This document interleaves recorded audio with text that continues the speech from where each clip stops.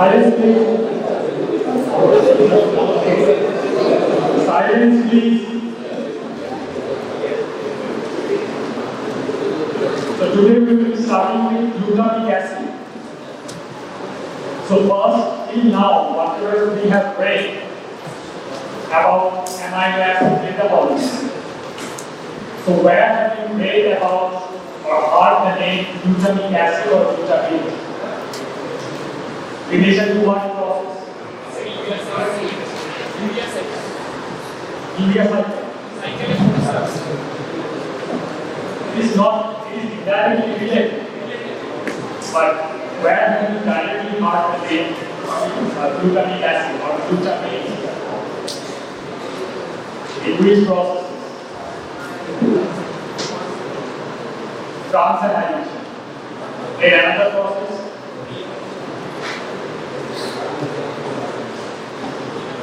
What is the other process?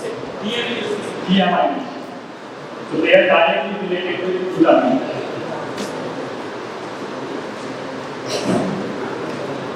So I told you about two enzymes which are very important. There are several enzymes important in transammination.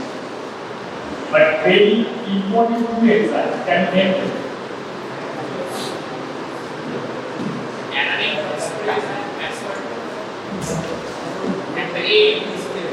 ALT and AST. So what are their previous names?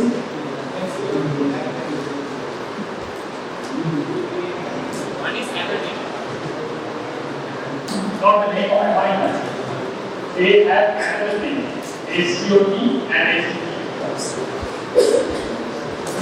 And what is the main enzyme in deamination?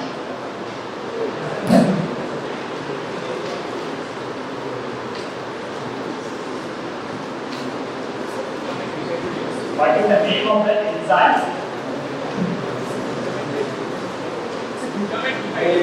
Glutamate dehydrogenase.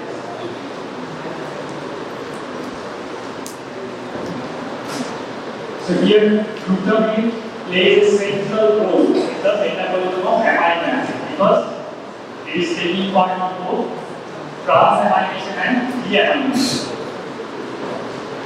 It is generated during transamination reactions. Glutamate and glutamine both are non-essential glucogenic amino acids. Transamination reaction, most amino acids transfer their amino group alpha ketoglucaric acid for glutamic acid. So see these two structures and tell me what is the difference between these structures, glutamic acid and glutamine. Hydroxyl group is replaced by amino. Stand up. So hydroxyl group is replaced by amino. Amino in glutamine. In glutamine there is an extra initial.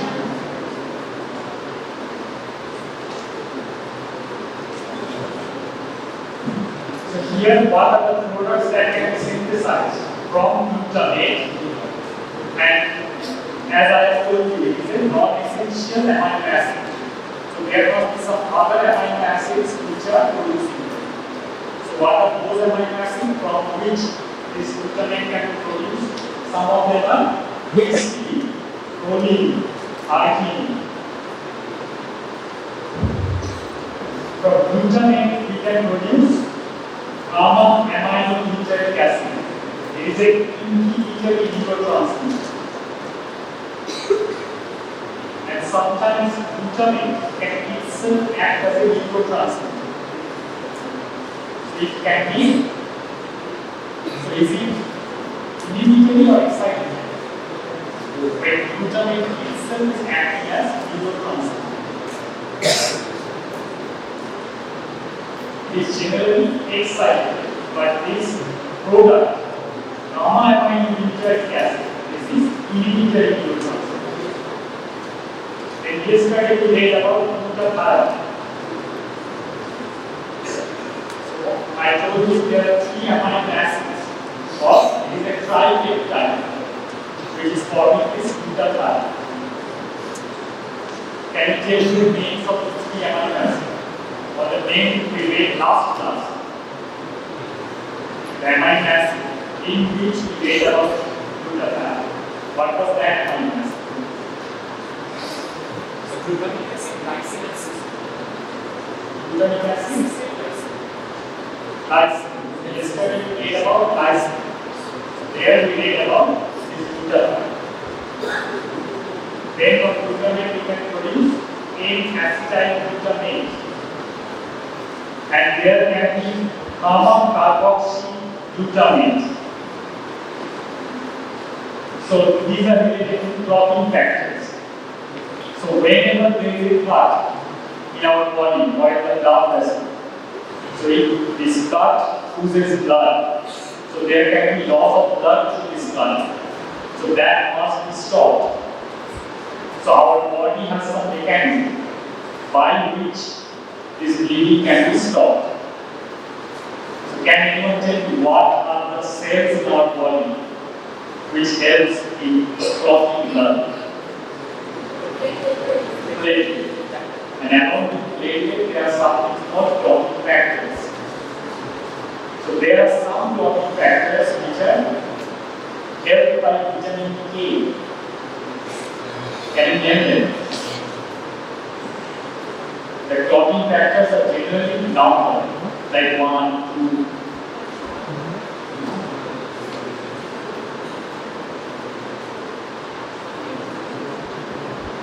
So there are 4 clotting factors which are helped by vitamin K.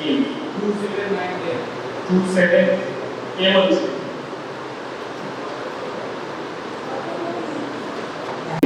They are helped by vitamin K. So here there is gamma carboxylation of the glutamic acid that is present in these clotting factors. So after this gamma carboxylation, there is addition of one COOH group. So that will help in the clotting process. So from glutamate, glutamine can be synthesized. So what is the difference between this glutamate and glutamine? Glutamine has amyl extra NH2 group. So from glutamine we can produce purine, pyrimidine, amino sugars, and there is the process of detoxification. So in the last class we also read about detoxification. So in which amino acid?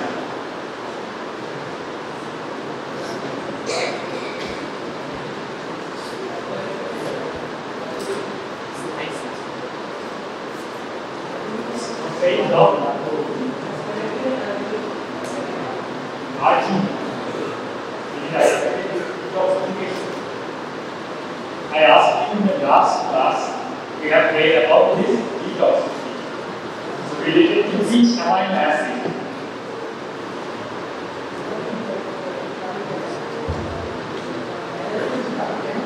Alanine.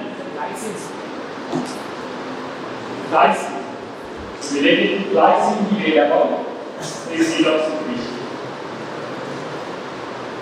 And as previously, this glutamate can produce proteins.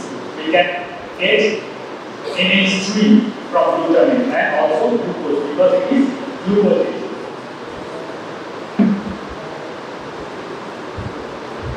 So this is the general process of what is this process? One amino acid and one keto acid. They are reacting to produce a new amino acid and another keto acid. Transamination. And what is the full form of this PLP? 5-oxyl phosphate.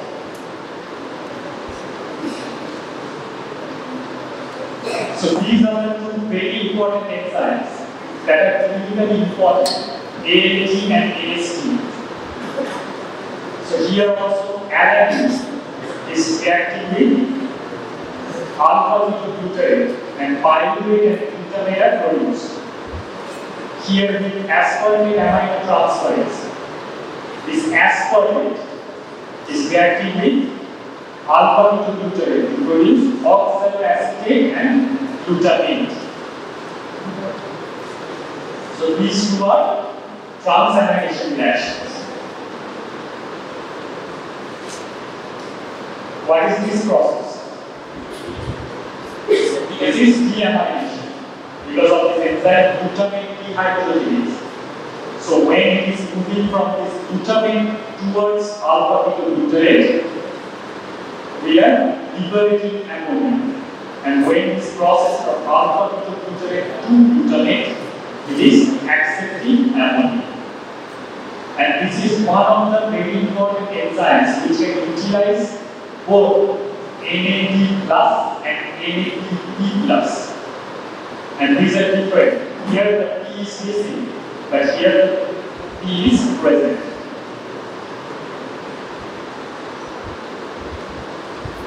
So with the help of this enzyme glutamate dehydrogenase, during deamination, what is happening? This ammonia is going out. And this is the process of disposal or breakdown of amino acids.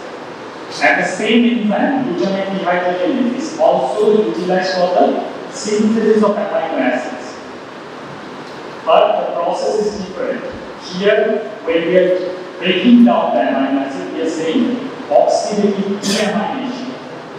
But when we are synthesizing amino acid, we are saying reductive amination.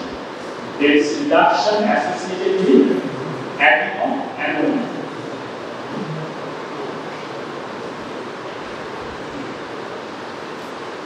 So in this process here we can see there is gamma carboxylation of glutamic acid. So suppose this is one coagulation factor. So this is glutamic acid. So at the gamma position, there is first only one carboxyl group. But after this carboxylation, gamma glutamic carboxylation, you can see there are two carboxyl. So when it is carboxylated, there is gamma carboxylation of these clotting factors. What are the four clotting factors? 2, 7, 9, and 10. So these four clotting factors associated with vitamin A, there is gamma carboxylation. After this gamma carboxylation, they help in clotting these clotting factors.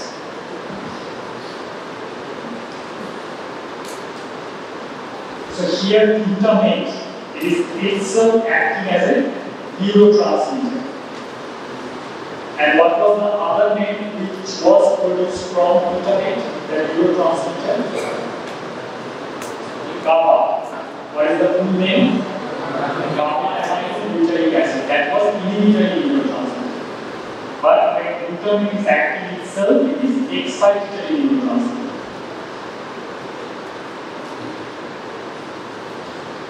So here, this is one synapse. So when the impulse or the message from one neuron is to pass to the next neuron.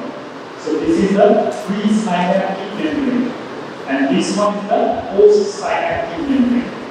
So there are several receptors, several channels that are present in both the surfaces. So when the message is transferred from this part, the pre-synaptic to the post-synaptic, then this neurotransmitter, they are present in these vesicles.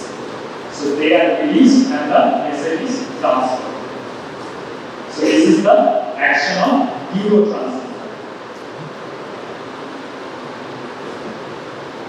So what is the structure of this thing?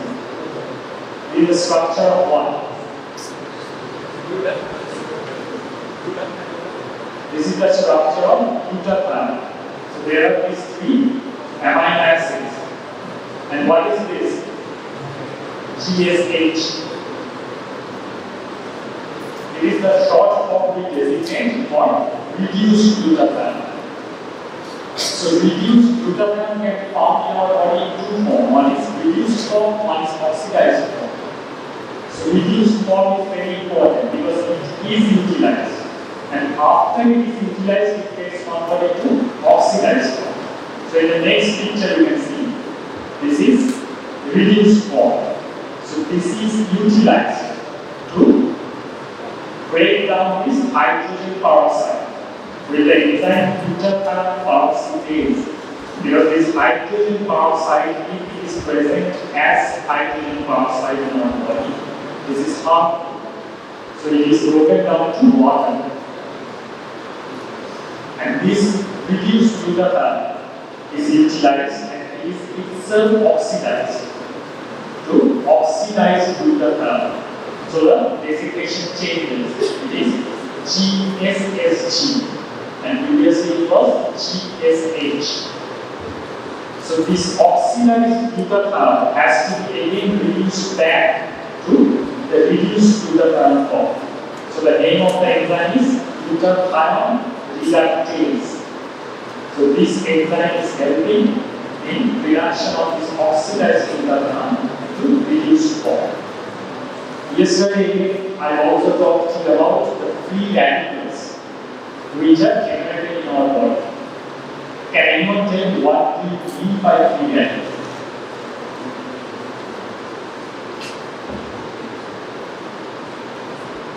What is a free radical? I also told you free radicals can be oxygen free radicals, nitrogen free radicals. But what is the meaning of this word free radical, which are mostly harmful to our body? So when an atom is having unpaired valence electron, then it is a free radical. So here we can see this is oxygen. So when it is accepting one electron, it is converted to superoxide. So this is a free radical. Again, it can be converted to hydrogen peroxide. Again, hydrogen peroxide when accepting another electron, it is converted to hydroxyl radical. So these are very harmful, like superoxide, hydrogen peroxide, hydroxyl radical. They are harmful to our body, so they must be broken down. So what are the enzymes or factors that are helping us to break down these free radicals? You have to remember these three enzymes. One is catalase, another is superoxide dismutase, and another is glutathione peroxidase. This one is associated with the reduced and oxidized forms of glutathione.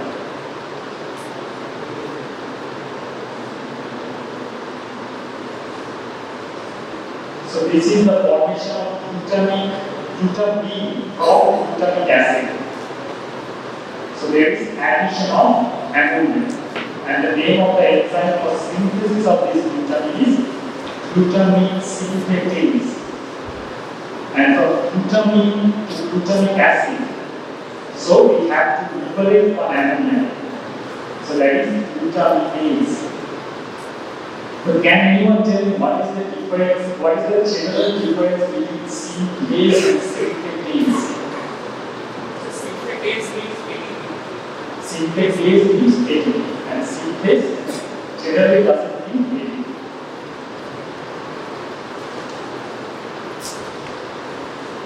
So here this is a combined picture showing what things are generated from this glutamic acid and aspartic acid.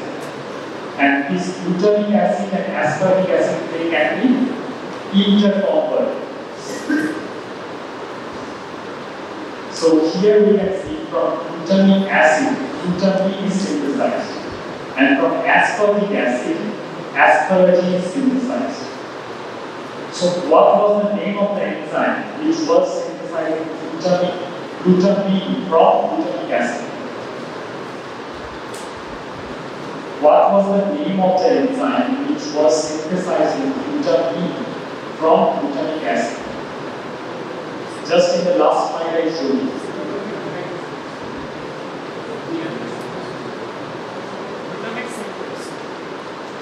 Glutamine synthetase. And what was the name of the enzyme which was breaking down this glutamine?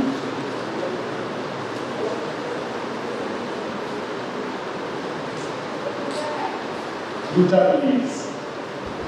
Similarly, when aspartic acid is converted to asparagine, so what should be the name of the enzyme?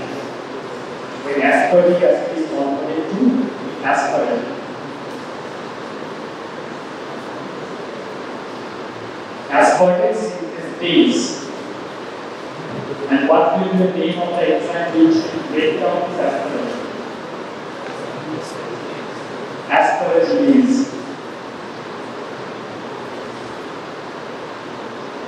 So purines and pyruvines. So both of them are also produced with the help of aspartic acid as well as glutamic acid.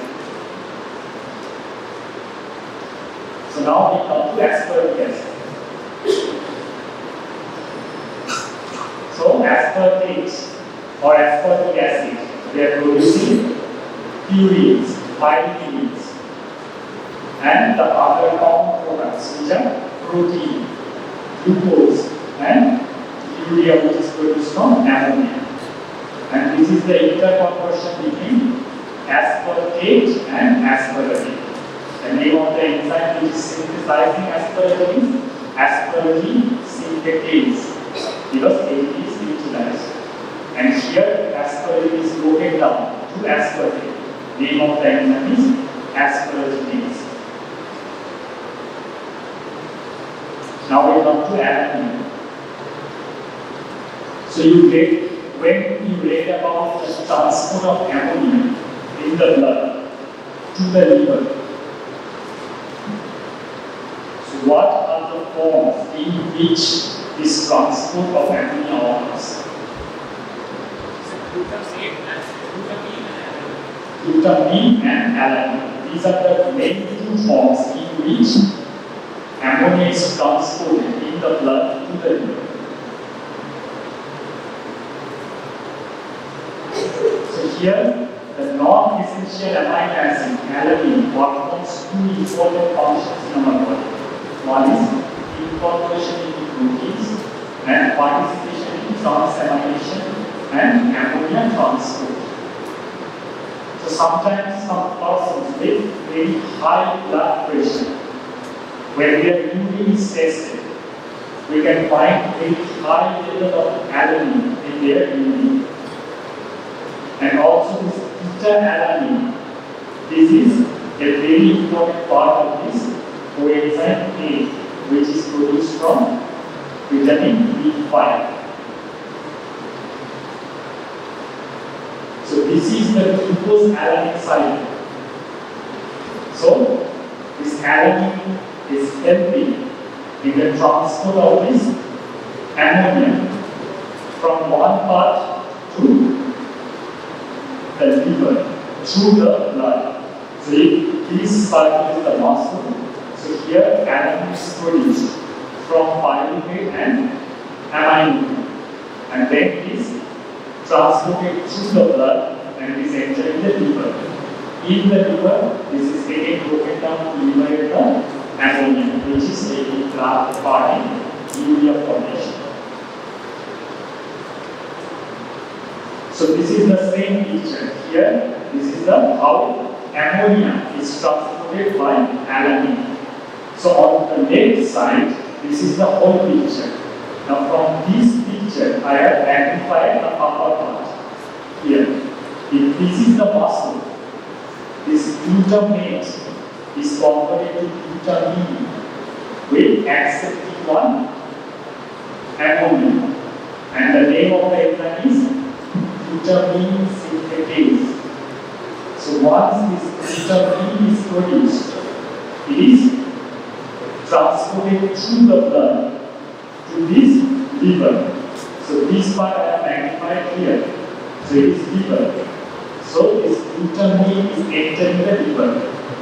And when it enters, it is acted upon by glutaminase so that it can liberate the ammonia. And it is itself converted to glutamate. Now I am magnifying the lower portion of this picture here. So here, this is also possible. So from the amino acids, by deamination, this ammonia is released. Through this glutamate dehydrogenase. So in this process, from where alpha-ketoglutarate is producing glutamate, what is this process? What is the process in which this alpha-ketoglutarate with accepting one ammonia is getting converted into glutamate? What is the movement?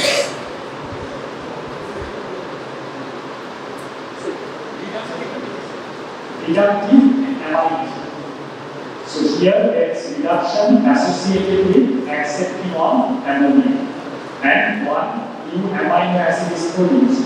So this is reductive amidation. So once this glutamate is produced, it is taking part in transamination. So glutamate, pyruvate, and alpha-ketoglutarate, they are taking part in transamination and alanine is generated. So once this alanine is generated, it will be transported to blood and then it will reach liver. So here it has reached the liver and taking part again in the same process. So what is this total process for? When alanine is utilized for transporting this ammonia from the muscle to the liver, what is this cycle called? It is glucose-alanine cycle.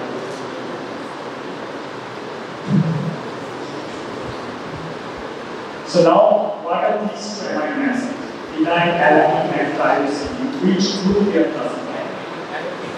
They are aromatic amino acids. These two, one is essential and one is non-essential. Which one is essential? Phenylalanine. Because phenylalanine produces this tyrosine. So tyrosine is non-essential. So these are the two structures. This one is phenylalanine and this one is tyrosine. So what is the difference between these two structures? There is only one difference. So one is benzylic, one is phenolic. So here only one weight group is extra. So from phenylalanine, when one weight group is added, it becomes tyrosine.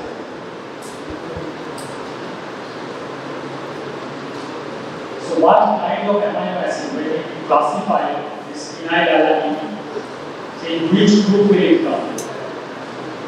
Glucogenic, ketogenic or both? It will come in both. So here we can see this is phenylalanine. It is under both glucogenic and ketogenic. So from phenylalanine, first tyrosine is produced, and from tyrosine several other products are produced. So when we consider the metabolism of phenylalanine, the first step in the metabolism of phenylalanine is its conversion to tyrosine, and after that there will be tyrosine metabolism. So as these amino acids are both, so it will produce protein, glucose, and fat. All the three components, carbohydrate, protein, fat, they are produced from these two amino acids. So the other products which are produced from tyrosine, they are melanin, dopamine, non-epinephrine, epinephrine, and thyroxine. So have you heard the name catecholamines? Catecholamines. So what are they?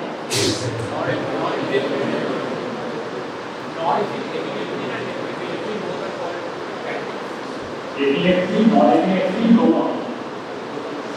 They are generally included under catecholamines. So from tyrosine, melanin. What is melanin? It is the pigment in our skin which gives the dark complexion. And what is thyroxine? It is a hormone generated by the thyroid gland. So where is thyroid gland located?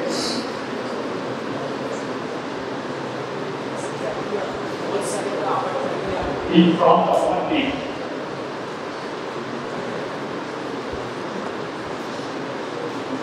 So now we come to the last stage of phenylalanine catabolism. So from this side, phenylalanine, it is converted to tyrosine. This OH to this added. So the name of the enzyme is phenylalanine hydroxylase. So this is a very important step, and you have to remember this step because this is associated with some clinical disorders or disease. So here there is another reaction occurring along with this conversion. This is conversion of tetrahydrobiopterin to dihydrobiopterin. So once tetrahydrobiopterin is converted to dihydrobiopterin, this dihydrobiopterin have to be again converted back to this tetrahydrobiopterin. So the name of the enzyme is dihydrobiopterin reductase. So it has to be released back because only this part can take part in this reaction. So if there is any block in this reaction, so which enzymes can be detected?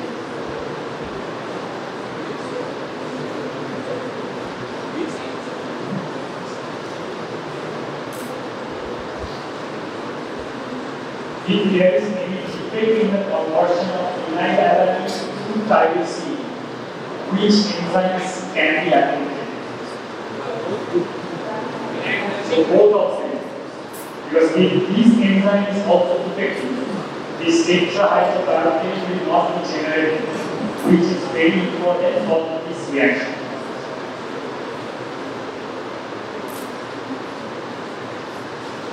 So these are the main products which are produced from tyrosine: melamine, catecholamines, and iodine. So here in this picture, there are different parts of the skin. So the upper part is epidermis, and after this epidermis comes the dermis. In the lower layer of this epidermis, there are these melanocytes.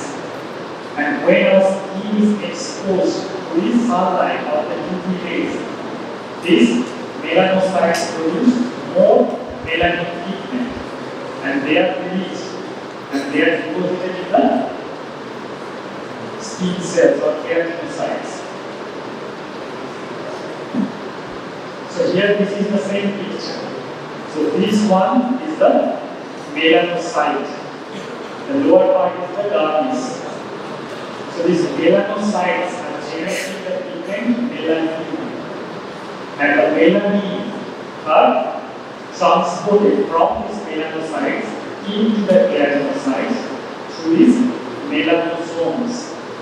The melanosomes are liberated from these melanocytes, and from these melanosomes, this melanin pigment is deposited in the keratinocytes. That is giving a dark complexion to our skin.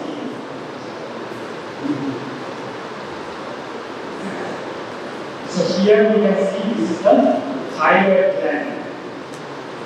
So when we see the upper portion of this thyroid gland under the microscope, we will see there are follicles. So this whole thing is a individual follicles. So what are these cells? Which are at the margin of these follicles. They are called follicular cells. And within this follicle, there is some structure. Can you tell me what kind of protein is present here? This is thyroid gland. In this thyroid gland is a thyroid follicles. So the protein that is important to us for the generation of this thyroid hormone, that is thyroglobulin. So thyroglobulin contains the amino acid tyrosine. So in between the follicles, there are some cells called parafollicular cells, or the other name is C cells.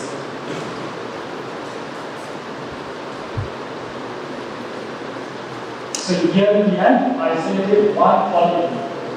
So these are the follicular cells, and within this follicle, this is the colloid, and in the colloid there is thyroglobulin. So in the thyroglobulin, this amino acid tyrosine is present. So during the conversion or production of this all thyroid hormones, which are mainly T3 and T4. So first, from this thyroglobulin, this tyrosine is iodinated. So they can produce monoiodotyrosine or diiodotyrosine. And they are again combined to produce triiodotyrosine or tetraiodotyrosine. So the other name of tetraiodotyrosine is iodine. So among these two, T3 and T4, which one is very active in our body? Among T3 and T4, which one is active in our body? T3. Because after one calorie is lost, it becomes active.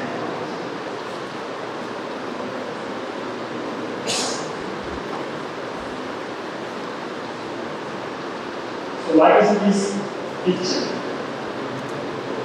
So this is the kidney, and just so what is this thing? This is the urethra. So just above this kidney there is one gland. So the name of the gland is adrenal gland. So this gland has two parts. One is the outer cortex and the inner medulla. The outer part is the cortex and the inner part is the medulla. So from where these catecholamines are generated? From this gland, catecholamines are generated. I am asking, they are generated from the medulla or the cortex? They are generated from the medulla.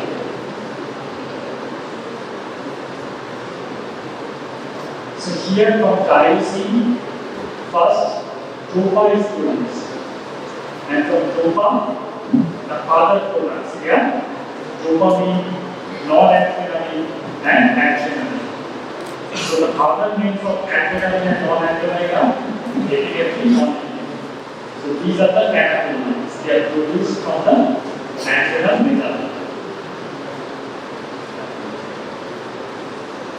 So norepinephrine and epinephrine, they regulate carbohydrate and lipid metabolism. They stimulate the degradation of triacylglycerol and glycogen. They cause an increase in the blood pressure in our body. Dopamine and norepinephrine serve as neurotransmitters in the brain and autonomous nervous system.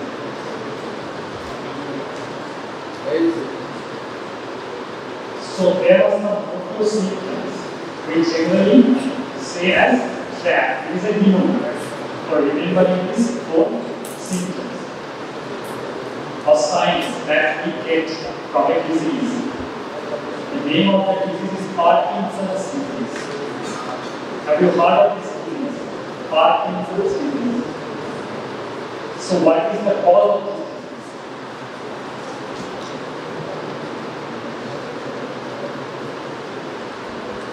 There is a deficiency of one of these catecholamines in the brain that leads to this disease. So that is dopamine. So when there is deficiency of dopamine in the brain, it is leading to this Parkinson's disease.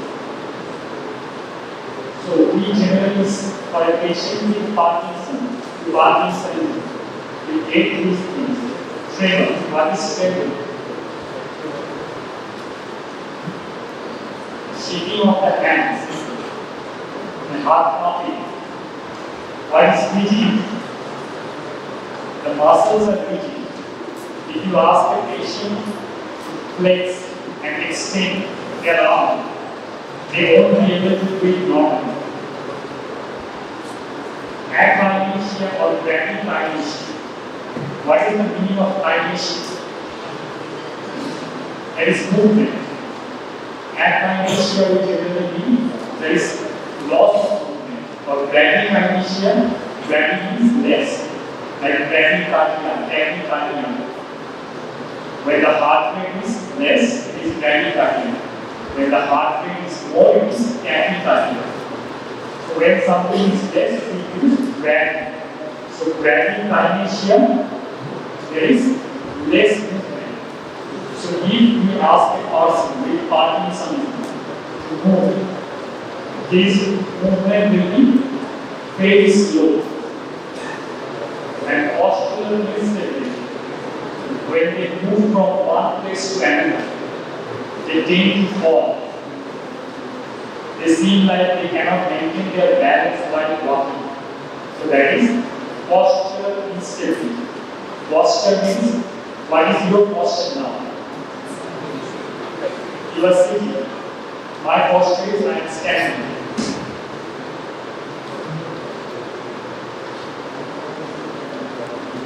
So now we come to the disorders of thyroid metabolism.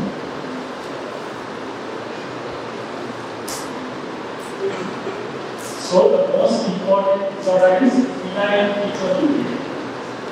Most common metabolic disorder in amino acid metabolism. So 1 in 10,000 births will get this PKU or phenylketonuria. So in the first reaction, where the phenylalanine was getting converted to tyrosine, what was the name of those treatments? One was phenylalanine hydroxylase.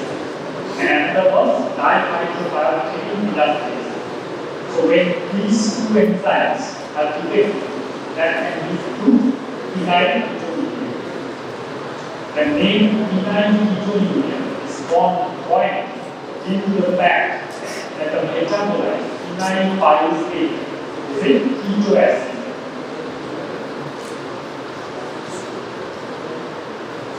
So this was the first reaction where phenylalanine was getting converted to tyrosine. So these are the two enzymes, phenylalanine hydroxylase and dihydrobiopterin reductase. So here, this is the same reaction, phenylalanine to tyrosine. So this reaction is blocked. So it cannot be converted to tyrosine. It has to be converted to something so that it will be eliminated from our body. So it is converted to phenylpyrrolate. So this is a keto acid. And from this phenylpyrrolate, it is converted to phenylactate, phenylacetate and phenylactate. So these patients have a pectorais nail. So when a baby comes, there will be a curious smell in their sweat. So that's a mousy odor. So this mousy odor is because of this metabolite phenylacetate. And they are converted to other metabolites like phenylacetylglutamine. And all of these metabolites can be excreted in urine. So if a patient with this disorder, phenylketonuria, comes to a doctor, so what can be the solution? So what can be the treatment? So what we know till now, that পেছনে কথা বলবে না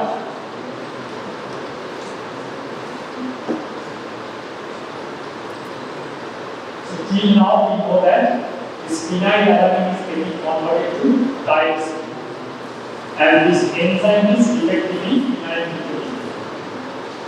penile alanine is getting converted to some other metabolite which are excreted to the urine. So what can you suggest if a person is having this disorder? So there is defect in the metabolism of penile alanine. So if we can remove this penile alanine from our body, so will the disease progress or recover?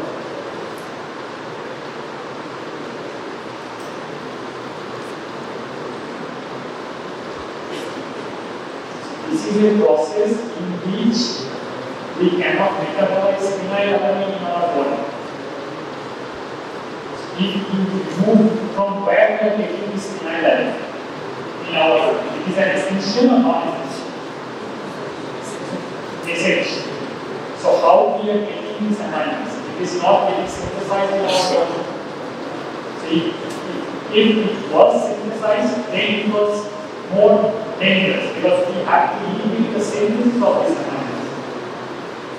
But this is essential. So we have to get it in our diet. So if we want to remove this amino acid, so if we stop the person from getting this amino acid in their diet, that will be one part of the treatment. So what will be the symptoms of this disease? It affects the central nervous system. There can be mental retardation, failure to walk or talk, growth failure. There can be seizures, tremors, and the IQ generally gets below 50.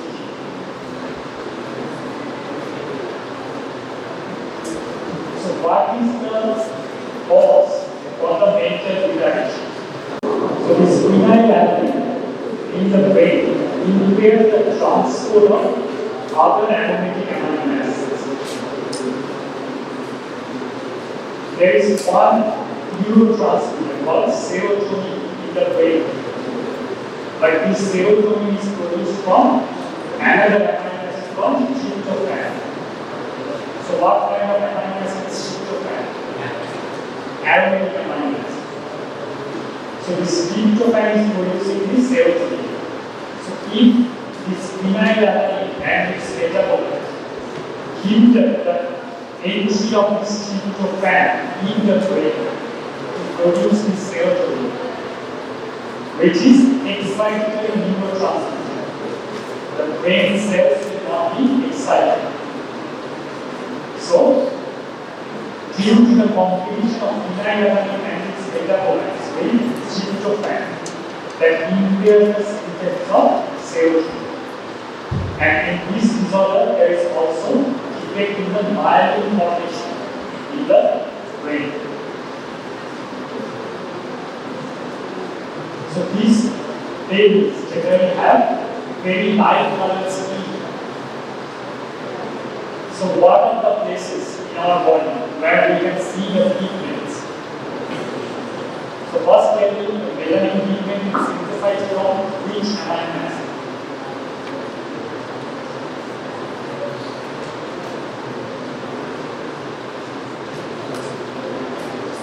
Tyrosine.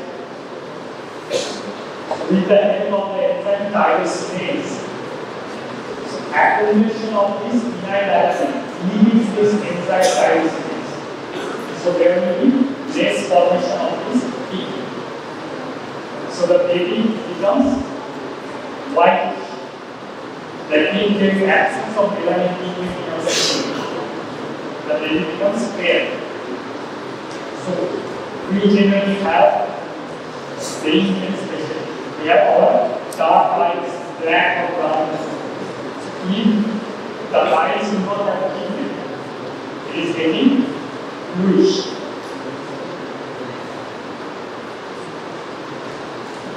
So these are some of the tests which we utilize for detecting the blood level of penile alanine or diagnosis is penile alanine. So the normal blood level of penile alanine is 1 milligram per kg. And in this disease, we generally find that this normal level becomes more than 20 milligram per kg. If It can be demonstrated by chromatography. And there is another method, that is tangent mass spectrometry. This is a technique by which we can diagnose this disease. So there is a bacterial bioassay.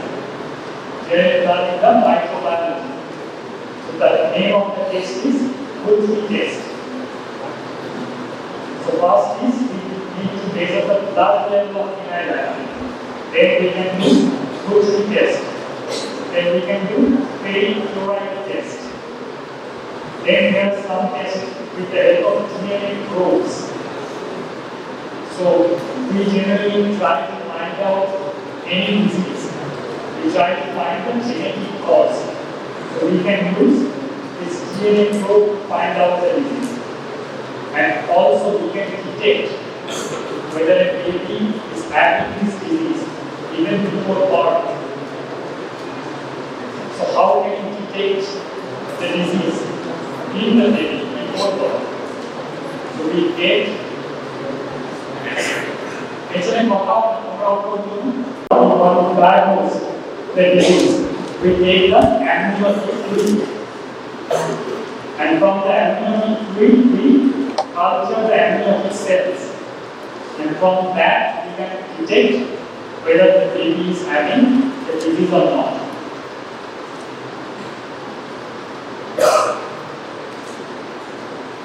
So the treatment, as I have mentioned before.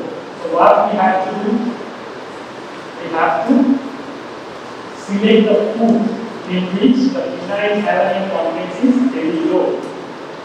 Or there are several brands or companies, they are generating foods that do not have this phenylalanine.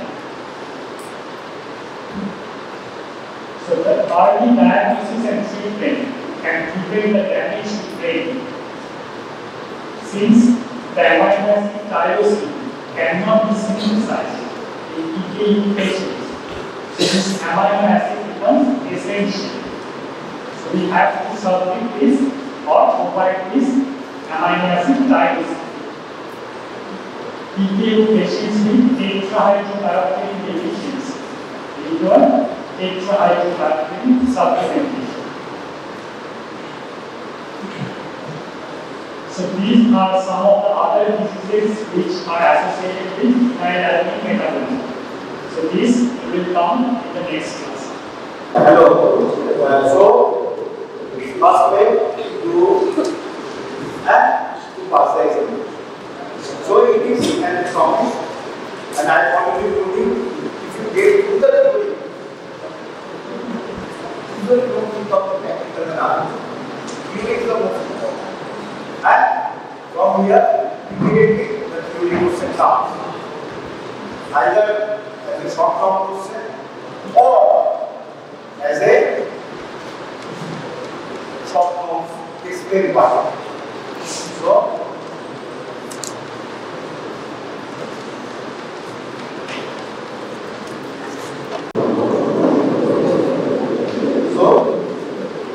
before going to the already just the recapitulation. It is just the recapitulation, so I am now going to the details. And last class I have been informed that you have learned about the axillary, right? During class, axillary boundary.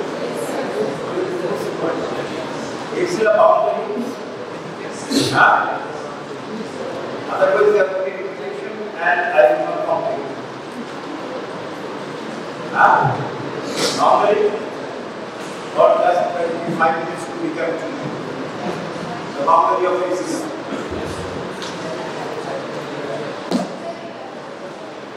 So, already you know this is the axilla. So, this is a pyramidal cell space. Okay? Pyramidal cell space. This is, I think this is the space. This is the base. This is the anterior wall. Out of the wall. Otherwise, you have to understand. This is the anterior wall. This is the posterior wall. This is the medial wall. This is the lateral wall. in anatomical position. I have already told you everything we describe in anatomical position, whether the patient is lying down or standing.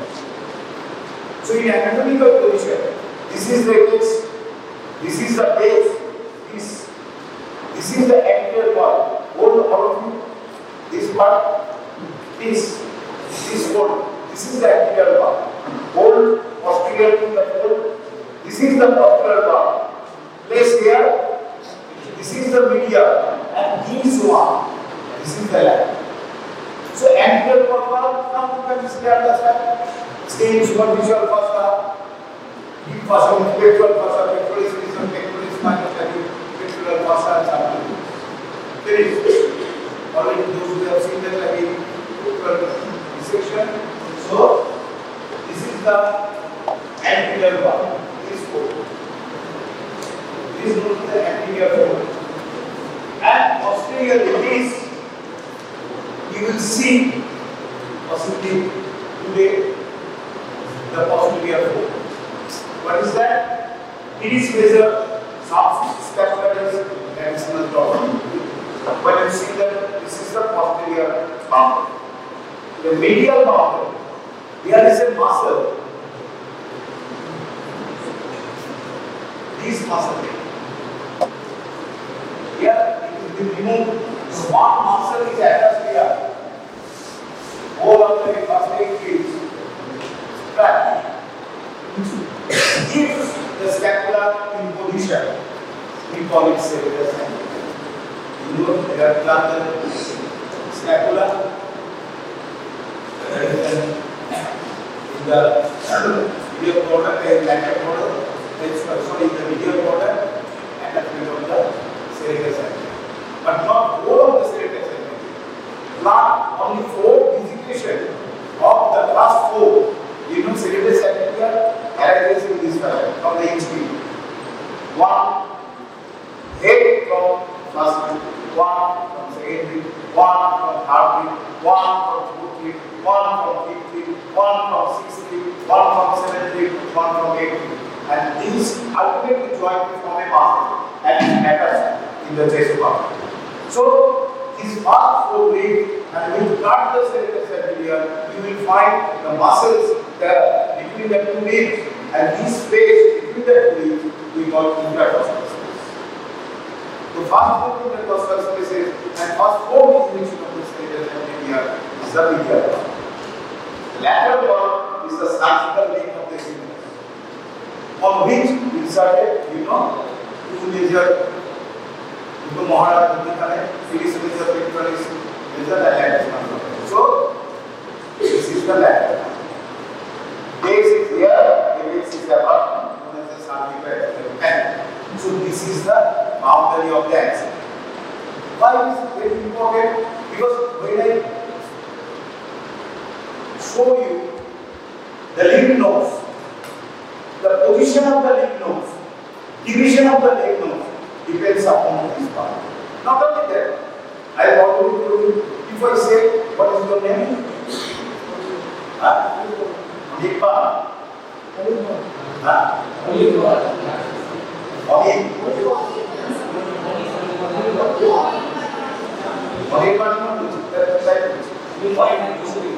Suppose someone's failure comes here.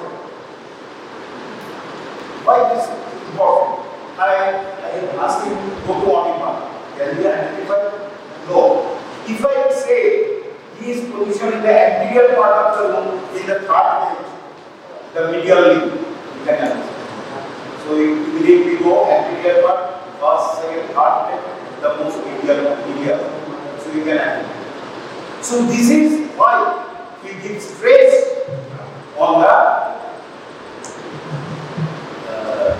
boundary.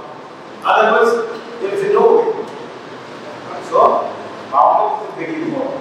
So, I am not going into details because already we start about so many things later. So, this is the cross section of the boundary. This is the anterior wall. Pectoris is the pectoris minor. Above there is the lateral fossa. This is the medial wall. This is the lateral wall. And this is the posterior wall. And within these axilla, there are mountains. One is a basic disease. It is situated in the axilla, so axillary vein, axillary artery, that is branches, axillary vein, and branches and cords of brachialis.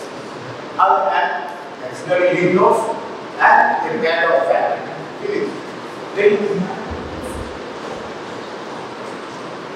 So boundaries of axilla.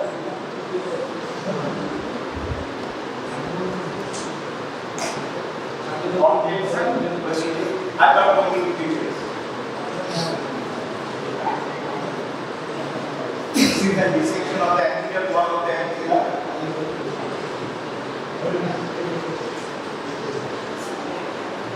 This is the clavicle fossa. You have already seen. This is the clavicle fossa. If the spinal pattern, this is the clavicle fossa. Into the clavicle fossa is pierced by a number of structures.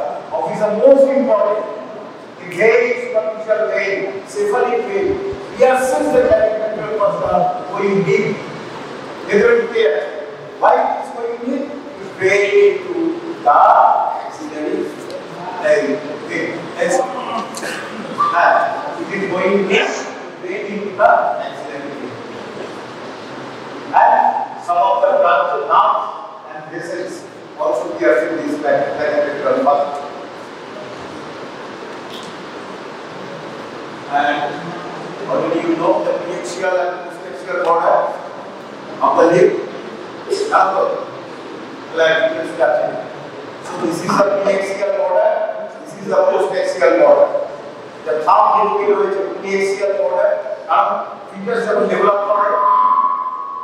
Initially there is a position in this. Right? So it is a peak towards the head and this is the post towards the neck. And after 6 feet, there is the rotation lateral. So preaxial border comes laterally, postaxial border comes medially. And already you have the idea of the superficial fossa. Within carpal skin, you will find the superficial fossa. If you retract the superficial vein, you will find the deep fossa. And this is the biceps in this muscle. Already you know because it will be required. This is just for recapitulation. This is the biceps femoris muscle. This is the lateral border. This is the radial border of the biceps femoris muscle.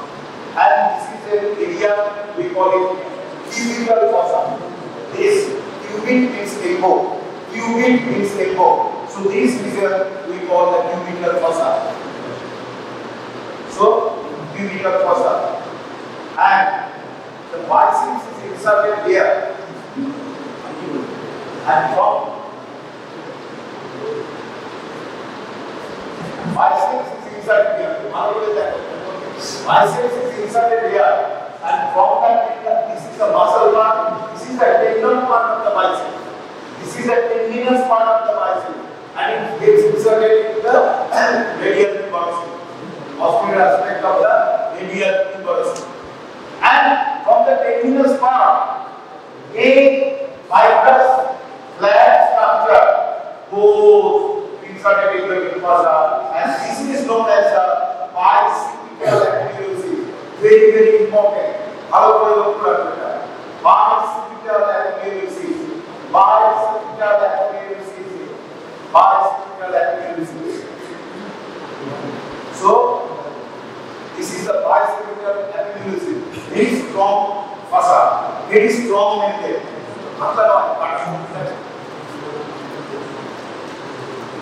And another thing, you know anatomical snapbox.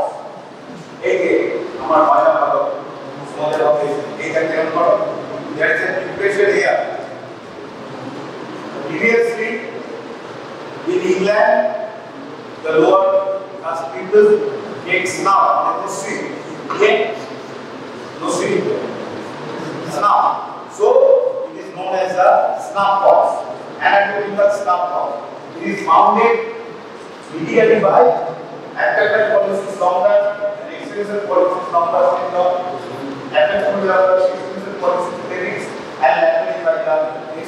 this is not that. This is known as the anatomical slump box. This is known as the anatomical slump box, situated laterally just posterior to above the thumb. Idea হচ্ছে কি? কারণ এই formula লাগবে। This is the anatomical slump box.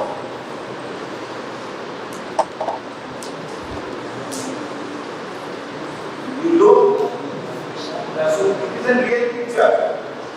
A thin person, not like I, the base, superficial vein can be seen visible. Superficial veins can be seen visible on the skin. Now, the question starts.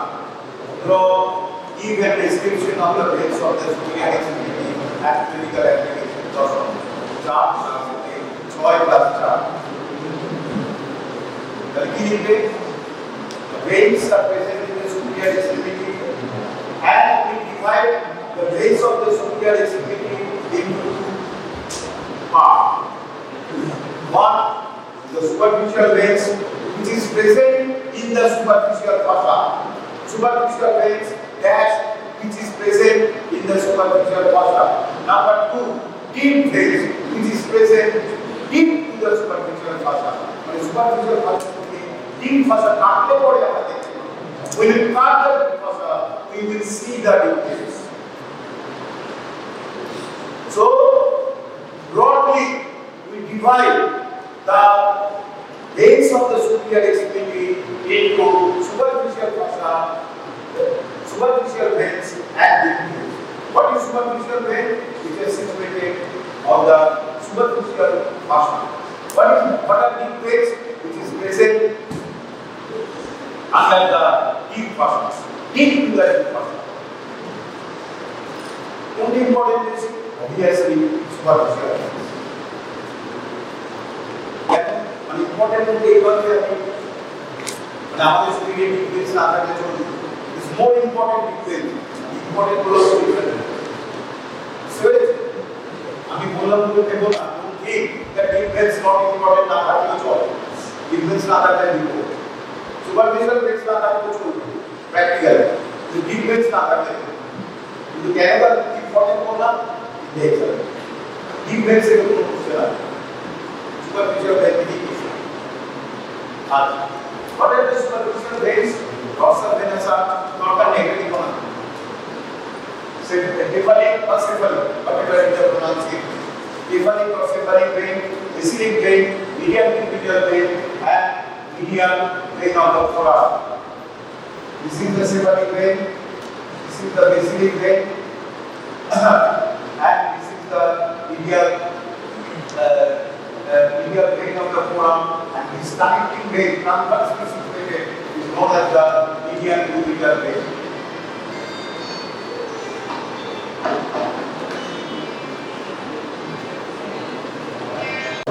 This is the on this section already we have seen the superficial veins, right?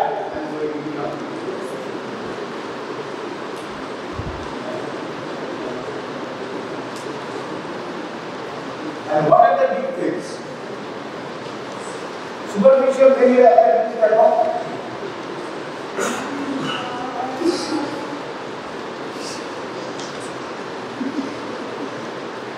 The naam আছে নিজস্ব নাম cephalic vein, basilic vein, medial trapezius vein.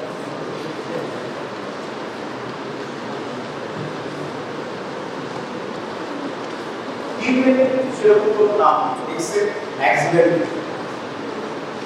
deep vein কি?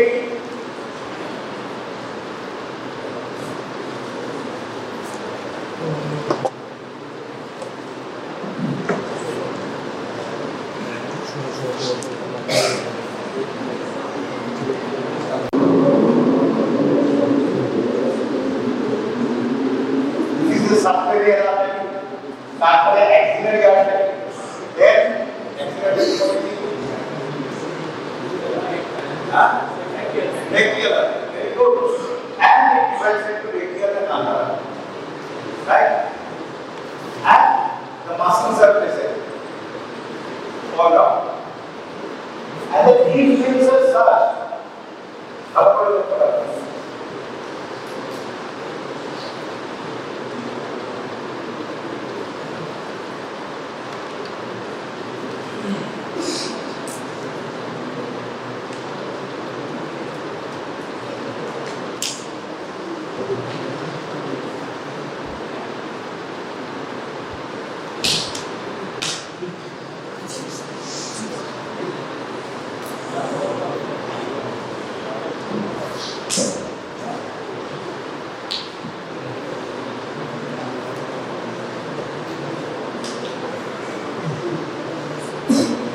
the artery of the artery on either side. There are two veins on either side of an artery. There are two veins on either side of an artery. There are two veins on either side of brachial artery. But in axillary artery, there is a single. You go back and ये कुछ influence नहीं क्या है करना nature आने को दो दिन फालतू दे रहे क्या no kilo common sense mathematics sense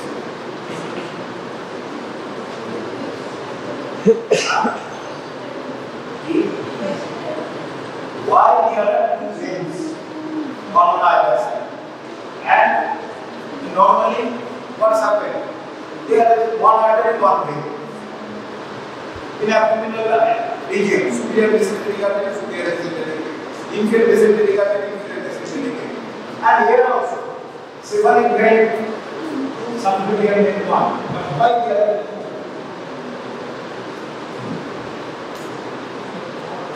in leg also normally if you go like that any complicated is body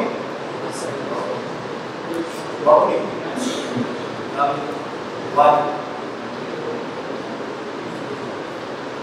আলো করে লক্ষ্য করো কথা কথা না বলে দিচ্ছি যাবে আসছে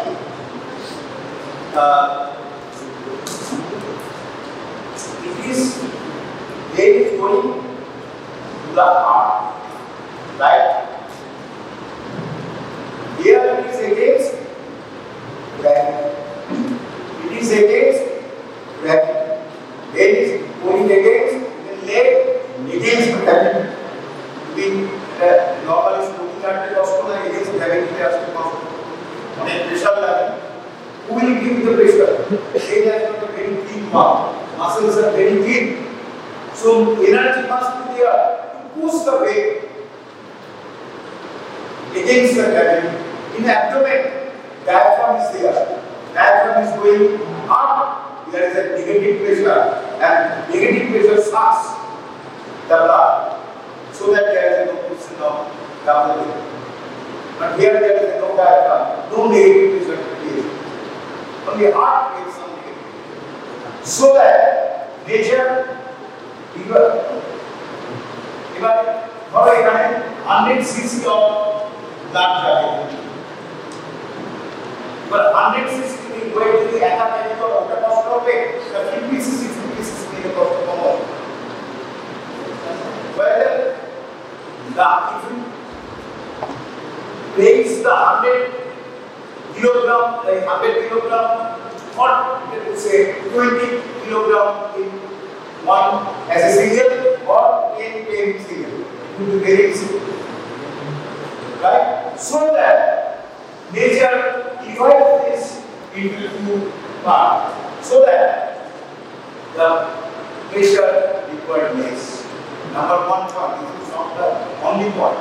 The most important point is that artery is, if you have got pressure, this muscle, right? So, আমরা কি করি? radial artery, so that it is contracting. And this contraction creates a pressure, positive pressure, which is exerted on the vein, one on either side, and this vein use this pressure, use this energy, so that blood can go out. So that nature gives such double vein instead of one. To divide the load into two and also use the arterial pulsation.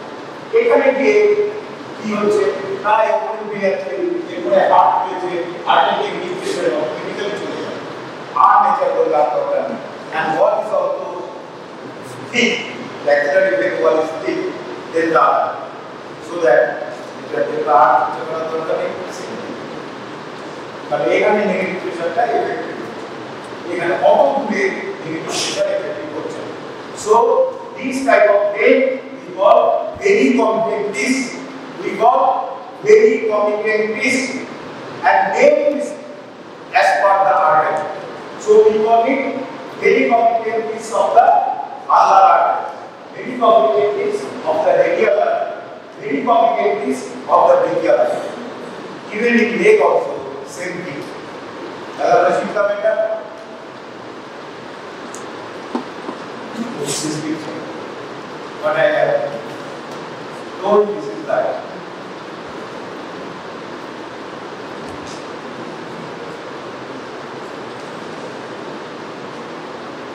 this is the very complicated disc character of product spring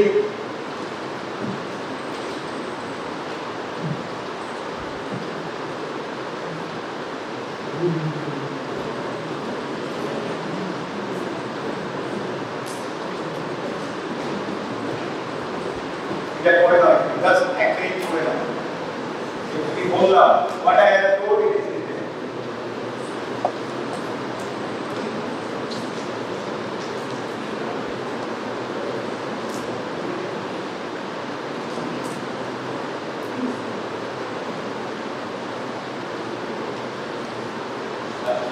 এবার তাহলে আমরা symbolic pen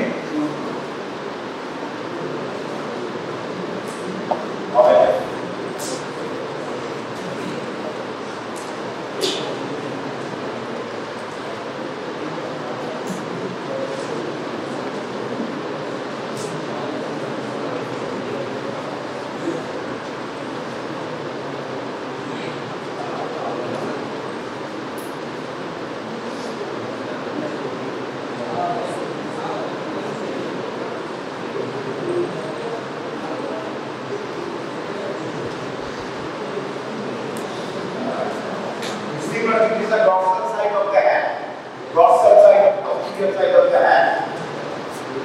Beginning of the superficial veins.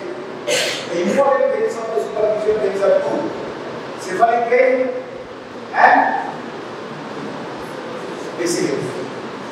দুটোই একসাথে তৈরি হয় কিন্তু side আবার in each এটা কি বলে disease এটা কি বলে লিডারকে আমরা আরেকটা নাম হচ্ছে DGT DIT so in each vein there are three veins small veins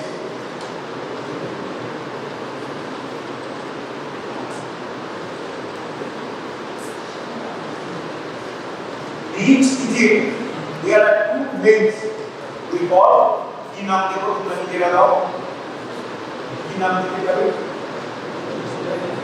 এগুলো ডিজিটাল রয়েছে digital so in each vein there are two digital veins one on either side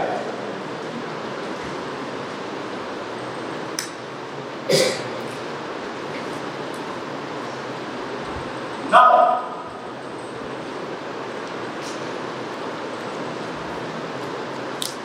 except into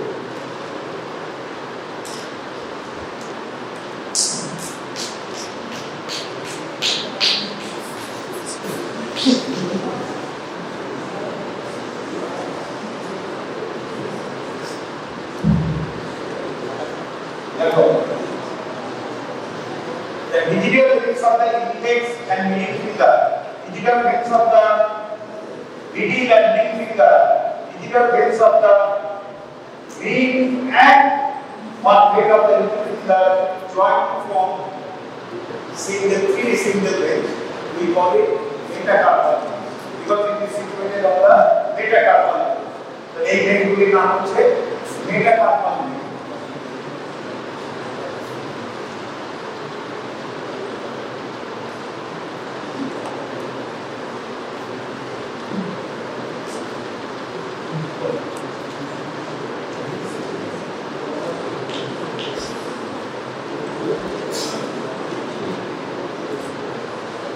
এইবারে কি করলো these three metacarpal veins join with each other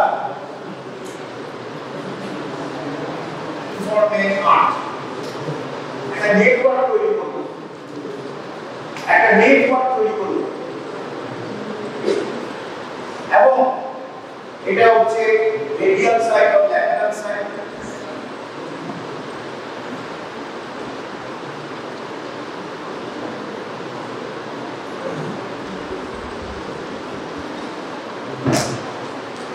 এটা হচ্ছে medial side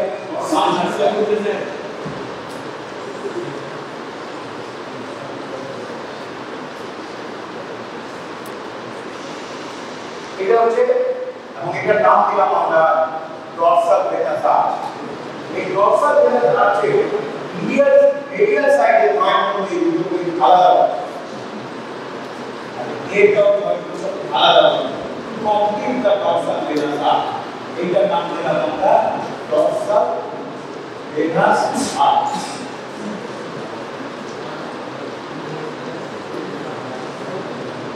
So, dorsal venous arch is formed by number 1, 3 metacarpal veins and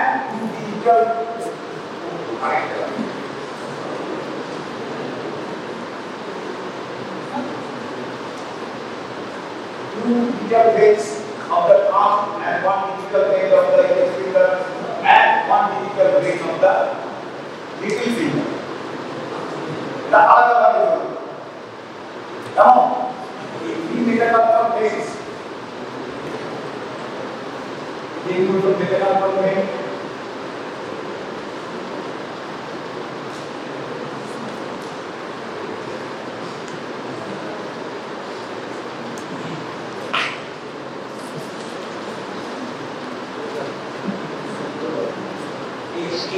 metacarpal vein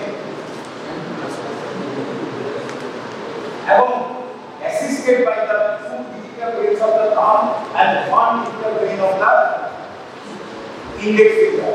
এটা হচ্ছে thumb,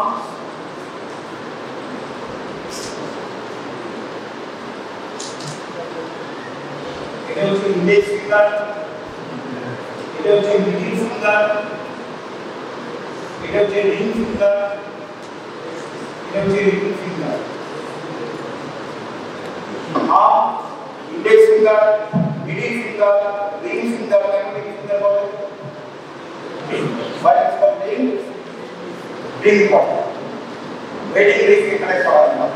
তার জন্য এটা নাম হচ্ছে ring finger। আমরা কি করব? Sometimes it is asked in the question in Viva. So it is the ring finger and this is the middle finger. So three metacarpal veins assisted by the two medial veins of the thumb and one medial vein of the index finger and one medial vein of the little finger medially to complete the dorsal venous arch. বুঝতে পেরেছো? dorsal venous arch এইবার from the lateral end of the dorsal venous arch the superficial veins arises and from the medial side another superficial veins arises. From the lateral side, the superficial veins that arises we call it cephalic or cephalic veins. And from the medial side, the dorsal, the superficial vein that arises we call the distal. So it is the formation of the dorsal, cephalic and distal vein. এরপরে তোমাকে একটা question দিল right short term cephalic vein. কিভাবে লিখবে দেয় এই দাঁড়া দেখতে পারে যাদের আর্ম মোটা হয়ে গেল তিন finger easily seeing the dorsal venous arch in your look তোমাকে দেখা যাওয়ার কথা তারপর তুমি ফর্মেশন দেখতে পারো ভালো করে লক্ষ্য করো this is the dorsal venous arch very important কারণ এখানে অনেক সময় আমরা আইভিং তৈরি চালাই বা লাভ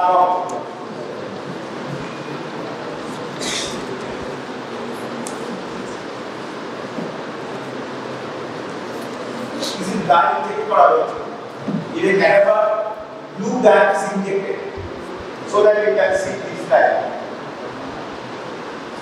अच्छा बोलो तो आमे की तरफ हुए अब आमे के हम डेवलप कर रहे हैं जिसका कहते हैं नेचर का औसत ही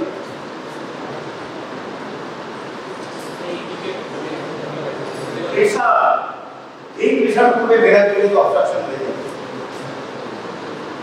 এখানে আমরা সব সময় হাত রাখছি, যেই চাপ রাখছি there will be collapse of the veins to blood catapult. So the nature gives here the position, but Santiniketan Medical College even a small arch college, but ultimately they can't join the dorsal venous. Today we can join. আর এখানে লোককে একটা small veins করছে অনেকে সবার not all few persons known as the medial vein of the forearm and brachial vein of the forearm. So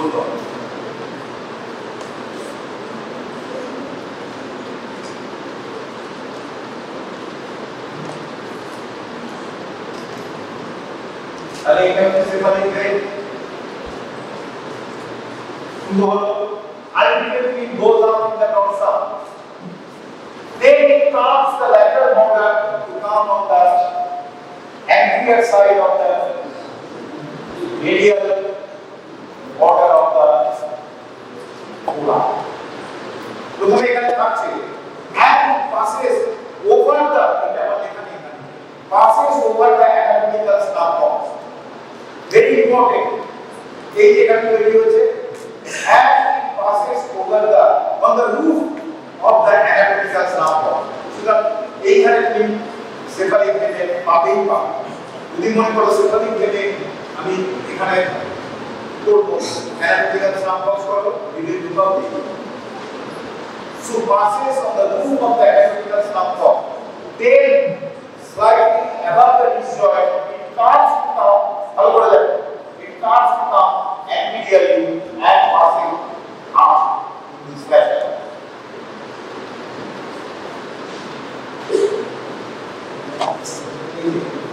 It has a dorsal side, posterior side. It passes over the anatomical scapula. Then it transfers from here and passing on the anterior aspect of the forearm and ultimately pushes up.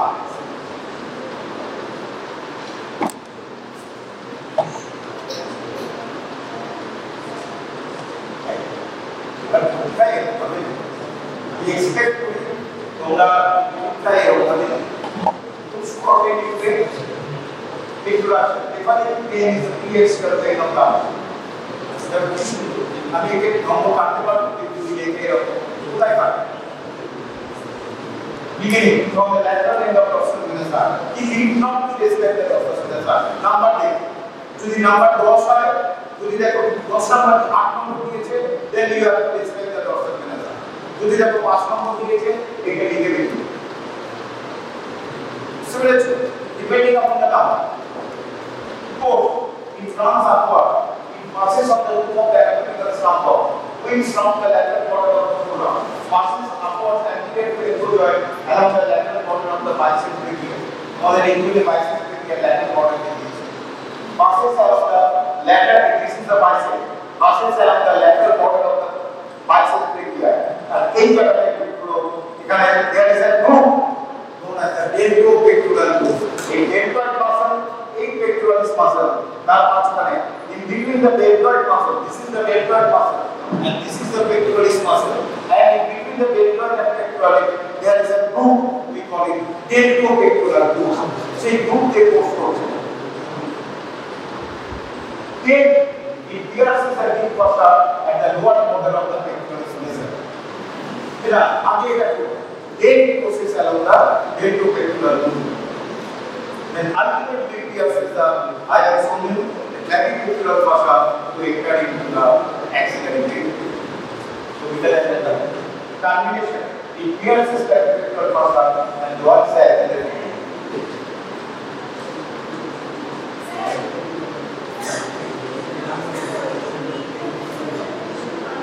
Midline gap. Now, take to lateral side. The point.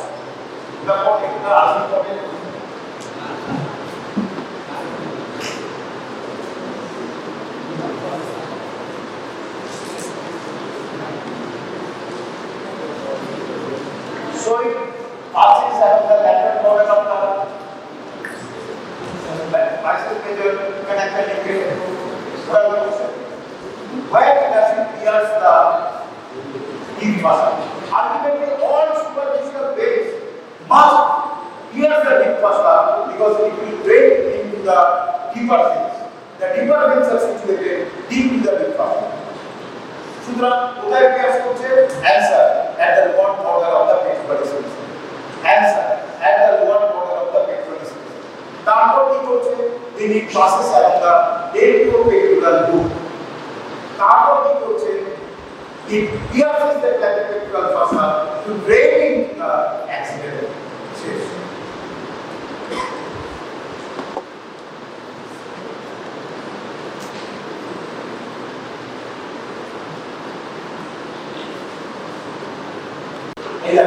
Lateral border দিয়ে যাচ্ছে আর এটা medial border এবার receiving vein টা তোমরা বলে দিয়েছি introduction.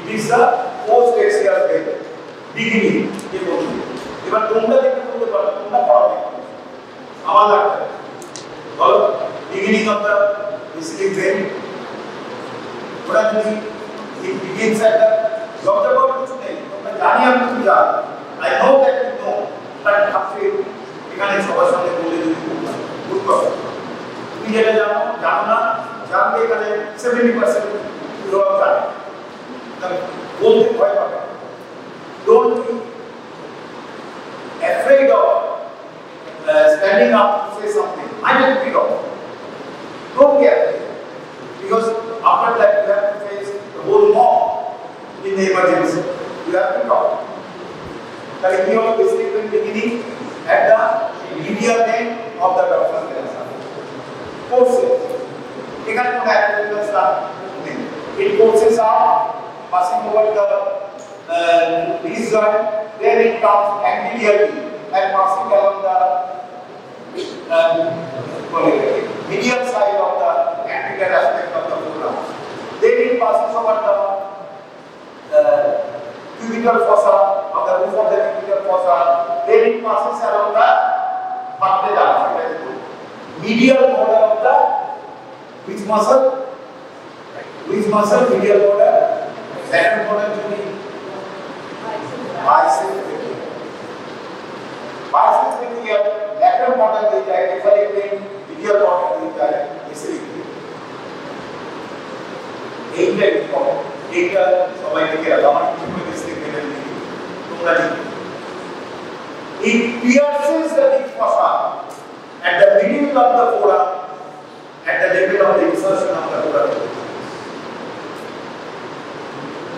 cephalic vein pierce করেছে এইখানে এই যে আর receiving vein pierces the deep fossa at the beginning of the forearm beginning of the arm at the insertion of the brachialis well after that এটা ভালো করে জয়েন করো শোনো they joins the very committed disc of the brachial vein to form the axillary like receiving vein ultimately form the one of the deep vein that is the axillary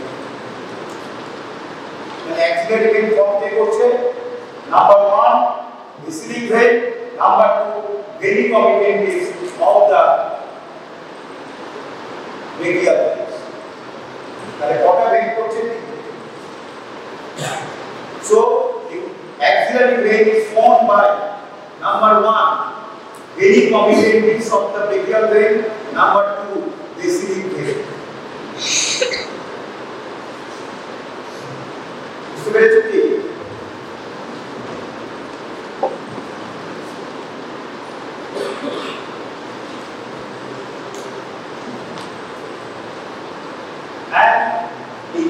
vein এখানে join করছে vein complex formed by axillary vein and on to the axillary vein ultimately joins the cephalic vein and this very axillary vein is continued as a subclavian vein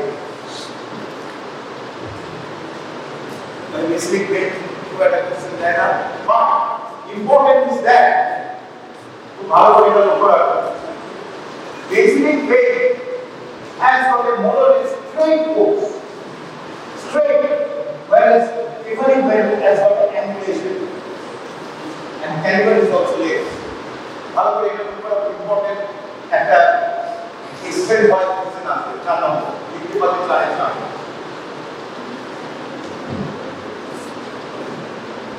medial to medial vein, medial. There is a connecting vein between the cephalic vein and the basic vein. And usually, maximum blood of the cephalic vein goes higher is connected to the basic vein.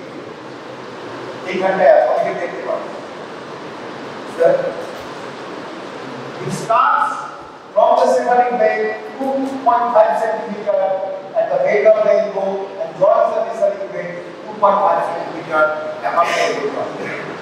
It is a very, very important vein, medial cubital vein, which connects the basilic vein and the cephalic vein.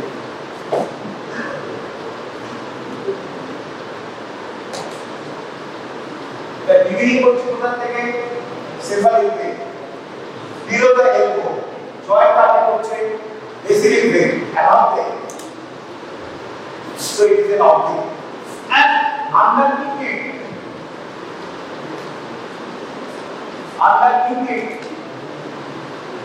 underneath the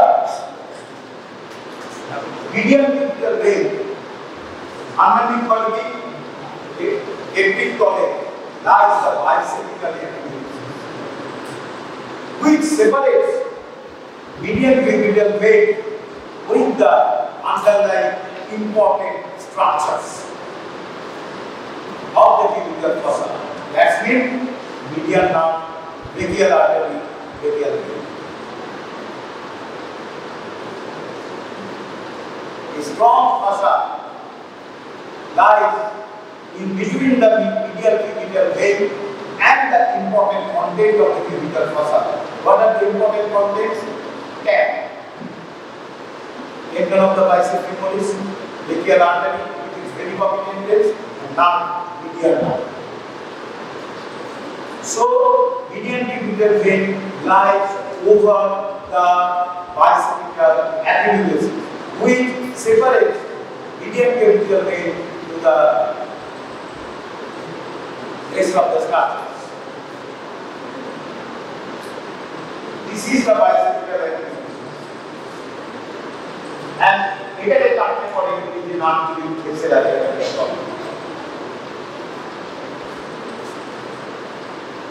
Important, attack anatomy. Question explain why. Which vein is preferred for drawing blood in the superior extremity? Answer is medial cubital vein. Why? Number 1. It is superficially situated, so it can easily be seen. Number 2.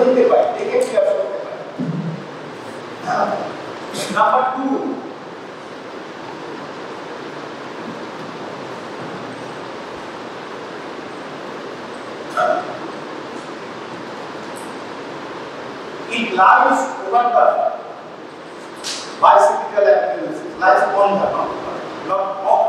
Lies on the bicipital epidurals, which so injury to the important structures of the cubital fossa, mainly the brachial artery and nerve, is less. Actually, strong থাকে। তুমি যখন meeting ঢোকার যেই দেখছো একটা শব্দ লাগে আপনার সাথে সাথে উল্টো হবে। এই নাম্বার 1 ক্লিয়ার করছি bicipital epidurals. We can damage it. যদি ওটা না থাকতো আমরা যখন মিডিয়াল ভেন্টে ঢোকাতে পারছি না, ডিরেক্টর বলে গিয়ে মিডিয়াল মুভ করে দেওয়া। Number 3, medial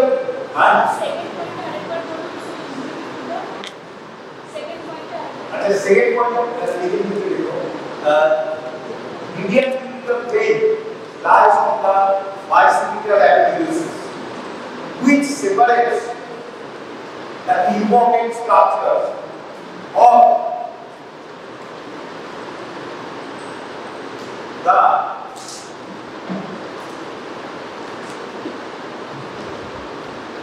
cubital fossa, mainly medial nerve, brachial artery, from the medial cubital vein, so that injury of these important structures are minimum. আমরা কোন দিকে ড্যামেজ করব? আমরা যেই দেখবো বাইসেপ্টাল অ্যাক্টিভিটিসে যখন কাজ করবে মিডিয়ালটা তুমি ফলস পড়ে গেলে মিডিয়াল ফিজিক্যাল বেনিফিট হলো তুমি পাঁচ দিন চলে গেলে যেই একটা স্ট্রং সাইড মিডিয়াল রাখতে পারে আমাদের তো জব এই you are piercing of bicipital activity আমি আমার নেক্সট বার টাইম দিয়ে আসবো number 3 median cubital vein is fixed by a perforator. Perforator means a small vein connects the superficial vein to the deep vein, so that it is more or less a fixed structure. যদি একটা vein আমাদের dangerous এখানে লিখতে দেবে when we use the median the vein পড়ে যায় এই হচ্ছে vein value because it is not fixed, but this median cubital vein is fixed by a perforator. Perforator vein কি হলো এই medial cubital vein আর নিচে হচ্ছে brachial vein আর এইখানে হচ্ছে biceps activity এই ছোট্ট একটা vein দিয়ে কানেক্টেড এটাকে বলি perforator vein সুতরাং এই perforator মানে এটা এই দিয়ে কাটা মাঝে বলে এটা so that we can easily introduce the এই তিনটে রিজিয়ন আমরা প্রেফার করি medial cubital vein as an ideal vein for drawing blood or to giving something in future. I think.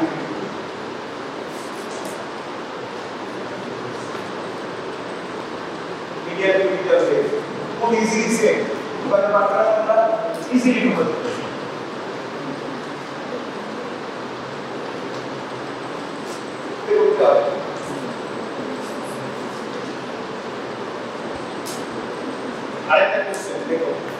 Why basilic vein, not cardiac vein, is preferred for cardiac catheterization?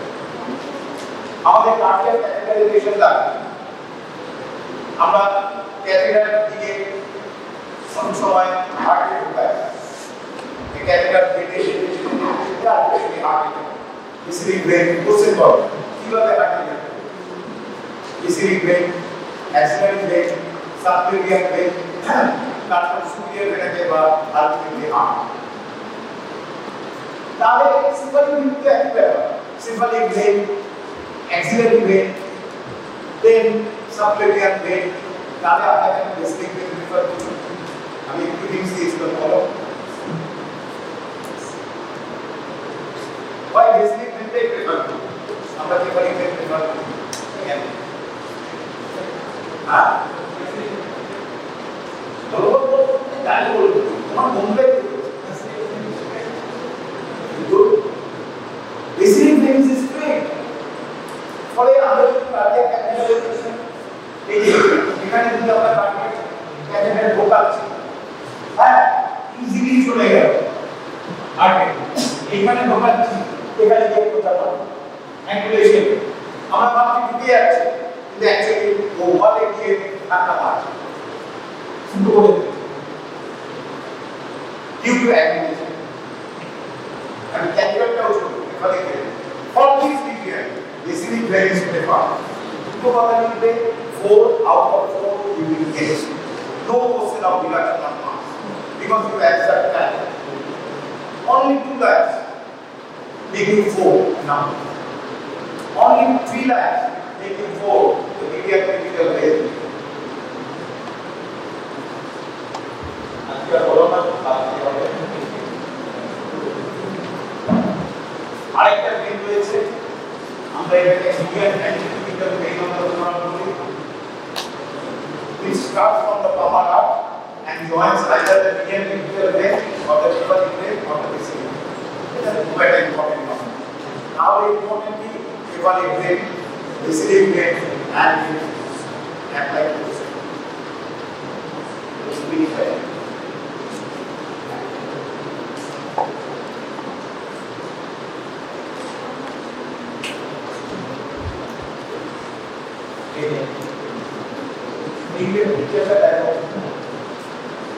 This is the cephalic vein which pierces the pectorais nasal muscle at the lower border. At the lower border of the pectorais nasal, it pierces the deep muscle and enters the groove. Groove. It is the pectoral muscle. It is the pectorais nasal muscle. It is the deltoid muscle. This is the pectoris major. At the lower border of the pectoris major, it clears the deep muscle. देखते बच्चों, they enter the deltoventricular, enter and pectoral muscle, and ultimately they cross and clears the clavicle muscle. Whereas the basic vein at the middle of the arm clears the deep muscle. আরেকটা question আছে basic vein is accompanied by posterior division of the medial thickness nerve of the forearm. Which nerve accompanies the basic vein? Posterior division of the medial thickness nerve of the forearm. And cephalic vein is accompanied by lateral thickness nerve of the forearm. Last half. Clear হচ্ছে তো ইনি কিভাবে question লিখতে হয় শুধু জানলেই হবে না প্রডিউস করতে হবে আমি জানতাম কিন্তু পরীক্ষায় করতে পারলাম না Thank you very much. Competency-based undergraduate curriculum.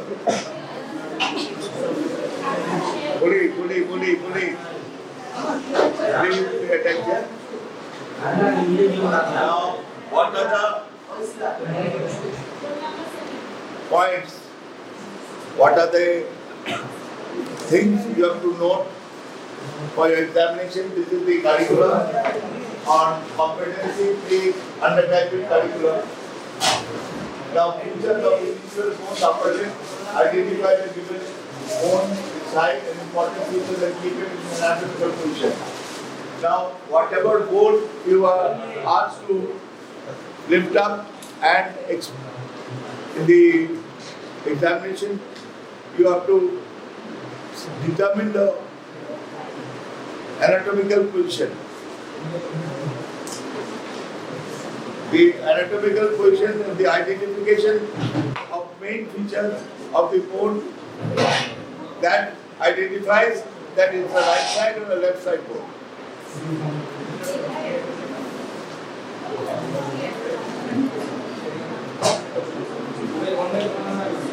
Now the features of individual bones, upper limb, identify and describe the joints formed by the bone. Now each bone forms a joint. It might be the upper limb, it is the shoulder joint, and the elbow joint, wrist joint, and individual short bones, the phalanges and metacarpal joints, and carpal bones. Now, enumerate the pectorais of the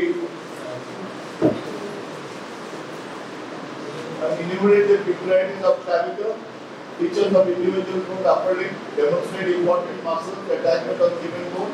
This chapter includes description of scapula and clavicle. Now we will discuss scapula and humerus, which is not being done by you, and we will discuss first. We will show you the individual bone you are having. I will tell you the anatomical position, and then you correlate in a video which will be projected after the class.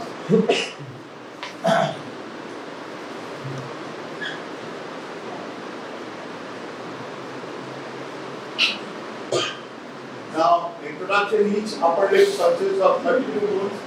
The pectoral girdle, scapula 1, clavicle 1, bone of the arm humerus, bones of the forearm radial, ulna, and carpals 6, and metacarpals 5, and phalanges 1. Now, the shoulder girdle or pectoral girdle, even with the correlation with the lower limb you have done, it is the pelvic girdle. Okay, now the shoulder girdle connects the arm with the entire skeleton. Consists of scapula and clavicle. In lower animals, shoulder girdle consists of 3 bones: scapula, clavicle, and brachii bone. Animals.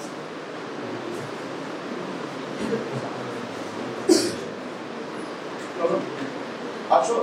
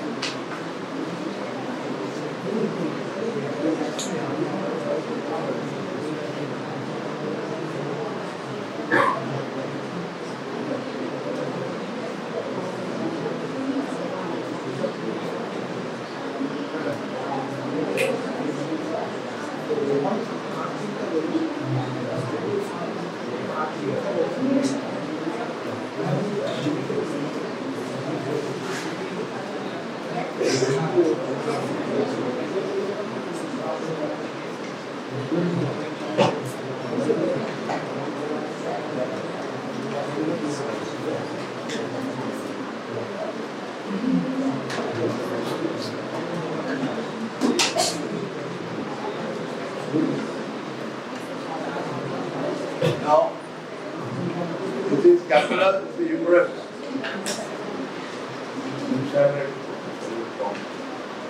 Take enough sample, lost it. Now, this is the scapula. Okay. Now, the scapula of the right side. Why you say right?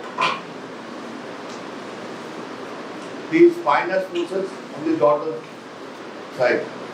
The glenoidal cavity, the pear-shaped glenoidal cavity, lateral. This is the inferior angle, downwards. Glenoidal cavity, spine, and the angle. It's like this. Slightly like this because of the curvature of the curvature of the ribs. Naturally, it is like this. During embryogenesis and fetal growth, the bones are forming, remodeling, and the thoracic cage accommodating the lung and the heart. Actually, if you see the total cavity of the thoracic cavity, actually there's a thoracic cage that gives the surface, this is costal surface. Now you cannot put it like this. This is the dorsal aspect, this is the membrane. This is dorsal. And the dorsal of the foot is on top. The plantar aspect is where you are walking on. I'm saying walking on, you have to walk with your own foot and the dorsal aspect and the foot as the whole. But I'm saying the thing you are stepping in, the sole of the slippers or shoe, that rests on your plantar aspect of the foot. The dorsal aspect is in the directed downward. Now, every bone and the muscular structures forming the joints, the individual joints have a scientific reasoning. Even the muscles, some muscles are small, thin, small muscles, but some muscles are bulky according to the position they are holding, and that is the bones which are attached to these muscles. Now, with this simple thing that the curvature like this, so it is the right side. Okay. You see, this is the spine, it's a shell-like structure. It's the abdomen process, the pectorais process. This is the glenoidal cavity. You have read in your hip bone the acetabular cavity. Now, as the hip joint is a very you cannot get dislocated easily until there's a thrust, because the acetabular cavity is more deep. But in case of shoulder joint, you see it's just a smooth surface, pear-shaped, and the spinous process, dorsal aspect, that pectorais process, abdomen process, and you see the structures in your scapula that is given to you. This is the costal surface, and the ridges are from there. The muscles are arising, and now this is the anatomical position of the right scapula. Now this articulates, the glenoidal cavity articulates with the humerus. Now I'll be talking on just the hold it, the anatomical position of the humerus. But one identification point, the auricular fossa, that will be directed posteriorly. this fossa. You hold it like this. And the features of the long bone, you read in humerus, in femur, see at the upper end and the lower end is sharp. In this thing,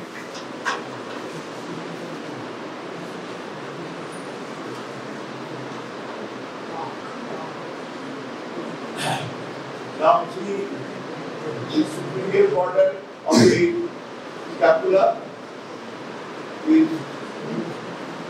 superior angle, the lateral angle, this part, and the lateral border and the inferior angle. Now superior, right, left, inferior. Now this is called the wing bone or blade bone, lies on the posterolateral thoracic region, extends from second to seventh rib. Now this is the first rib. This is the second rib. The second, 1, 2, 3, 4, 5, 6, 7, up to the seventh rib. You can see the extension. The extension and it covers the ribs. So this surface that is related with the rib cage or thoracic cage is the costal surface. And the dorsal surface is having a shelf-like structure. And that is the spinous process. Now, parts of the scapula, it has a body and three processes. I told you, body of the scapula triangular and has following features: surface is anterior or costal, and dorsal surface. Borders superior, medial, and lateral borders. Angles superior, inferior, and lateral angles. The lateral angle has pear-shaped internal cavity. Now, process of the scapula has three processes: spinous process, abdominal process, and thoracic process. Now, anatomical position and intervention. See, I told you it's a shaft-like dorsal surface shows spinous process, divides surface into superior small supraspinous and inferior large inferior spinous fossa. Now,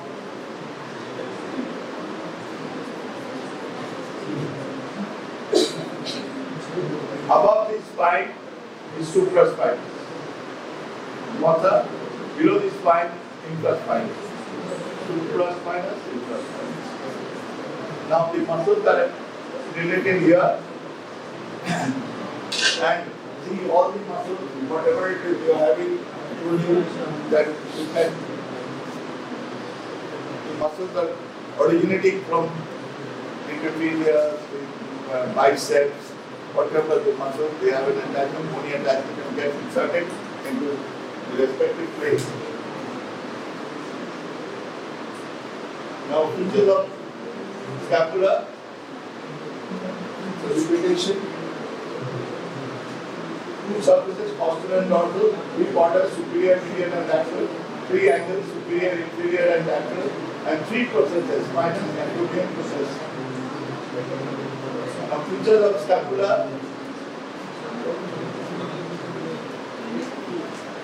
The dorsal surface is also called ventral surface or subscapular fossa. Concave and directed medially forward and down vertical ridge separated from lateral border by a narrow groove. This longitudinal dot-like ridge is found in the upper part, and coastal surface presents 4 to 5 oblique ridges that give rise to subscapular muscle. I told you the muscles originate from the subscapular muscle. You can see the ridges. Have you seen it? Subscapular muscle originating from the ridges, that line that in ventral surface. It's clear, it's very clear. It's very clear. You understand? Bengali. Have you purchased the book on Bengali? And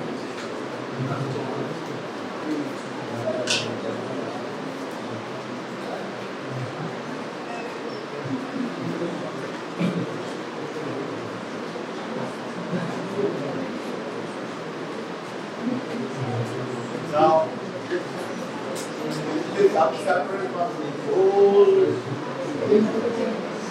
It is a multi-unit muscle ranging from medial to third of the dorsal surface.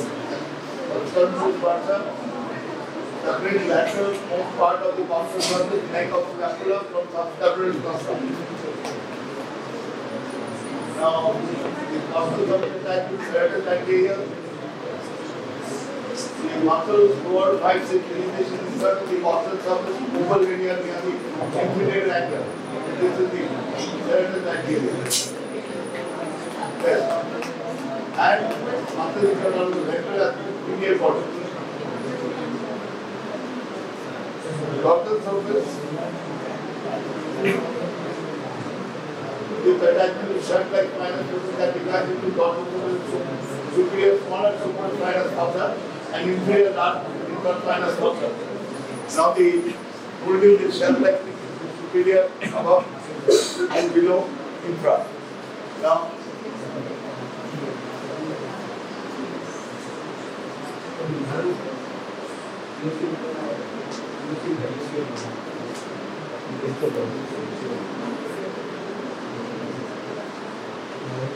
this is the notch. This is the spinohumeral notch. It communicates with the superior fossa and the inferior fossa. Now,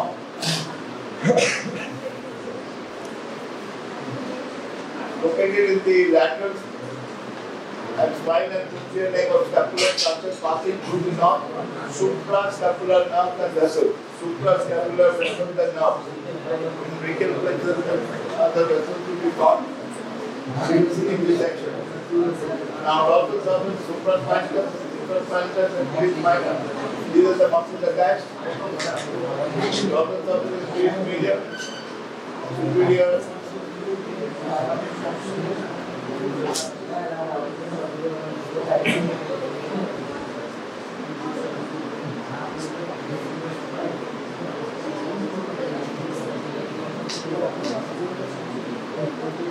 Now, you see a tubercle in the pear-shaped tubercle cavity. You see the intracrineal tubercle and supracrineal tubercle. There are some attachments here and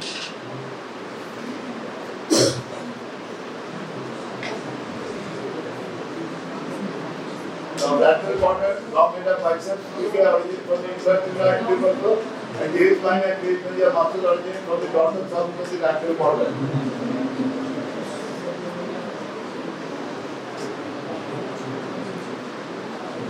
Now, some interesting facts.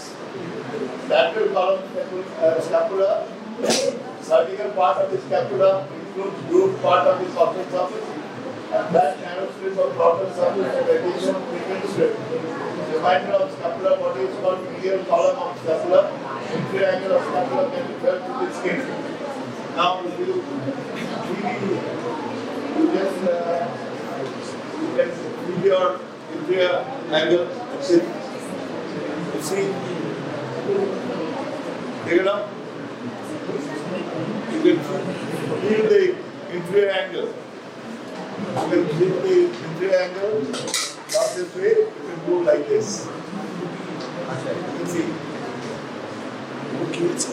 You can see that it is moving. It is here. Here. It is here. The inferior angle is here. And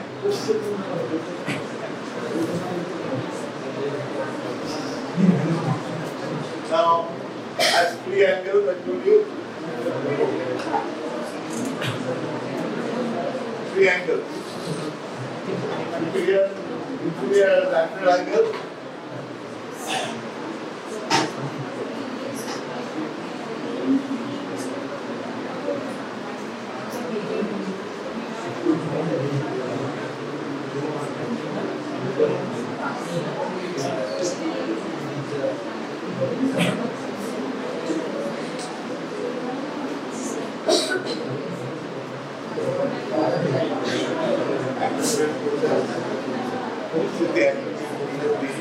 Spine. This is the coracoid. Now, all muscles related to the shoulder joint is attached and respected insertion in the humerus. I told you regarding the humerus, you are having the auricular fossa posteriorly and the head directed medially. Internal cavity that is articulates with the head of the humerus. Now to show you the video that the movement of the shoulder and so the medial head, it cannot be like this. A basic concept মানে আমি তোমাদের develop করাতে চাইছি, that is একটু ধরো এক্সামিনেশনের সময় কি হয়, please pick up that book and humerus tulle then pick up the scapula. Now once you are asked that to pick up the scapula and the humerus, that means you will be questioned on shoulder joint and also the articular, then you should hold it in anatomical position. Beginning of my talk, I was telling you that you bones you have to identify. You get egg number, anatomical position, egg number, and it is in activity chart 1, 2, 3, 4. It is like that. So you will be asked to take the right scapula and the humerus, right side. Now, if the auricular fossa is, you catch this and you say this is right, your doesn't signify anything. Because articular surface, the head is round. It has an anatomical leg, it has a surgical leg. It has 50% and the biceps group. And it is like this. Do you think?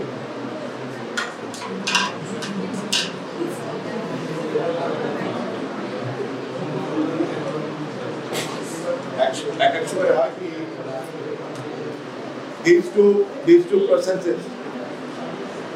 তুমি অ্যাক্রুটমেন্টটাকে coracoid করে দিচ্ছ আর কোরাকয়েডটাকে অ্যাক্রুটমেন্ট করে দিচ্ছ।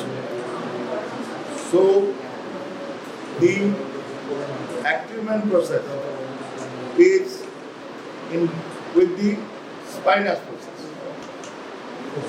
এই ভুলটা যেন না হয়, এটা coracoid process. Is the accrement process. Different anatomically, you can distinguish the spinous process or continuation of change, accrement process. I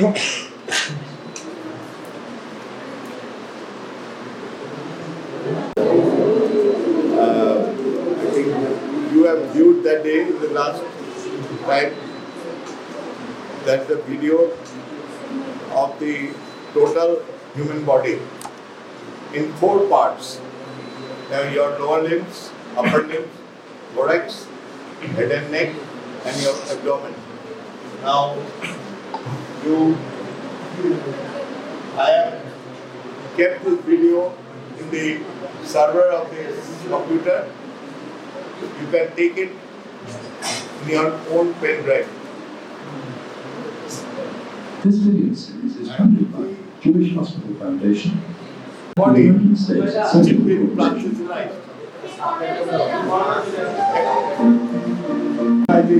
You see in Google, I'm seeing all Higgins, Germany. You will find that he is the pioneer and father of plasticization. You know mummies of the pyramids, inside the pyramids, that still we don't know, but mummies get your The best way to learn brachial training is to begin at the very beginning. Now, what I'm saying, তোমরা ভিডিওটা দেখো, একবারে with interest. You will be dissecting and you will be demonstrating every part you can correlate with your in the dead body, which will be given to you. এখানে তোমরা ফাঁকি মারবে না, তুমি ভিজুয়ালাইজ, কানে শুনছো, টিচার বলছে, লেকচার হচ্ছে, তারপরে তুমি দেখতে পাচ্ছ মনে, তুমি নিজে ফাংশন দিয়ে কাটতে পারবে, what is the capsule, how it looks like. এই বডিটার একটা সুবিধা হচ্ছে, এগুলো this there is no like you can pull but it won't tear up. Of course, if you mutilate or you do something else, now we'll go and see hear it.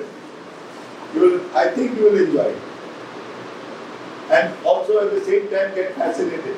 And please look into, it's a small thing, Born against Germany, you go to Google and get it, download it, the plasticization.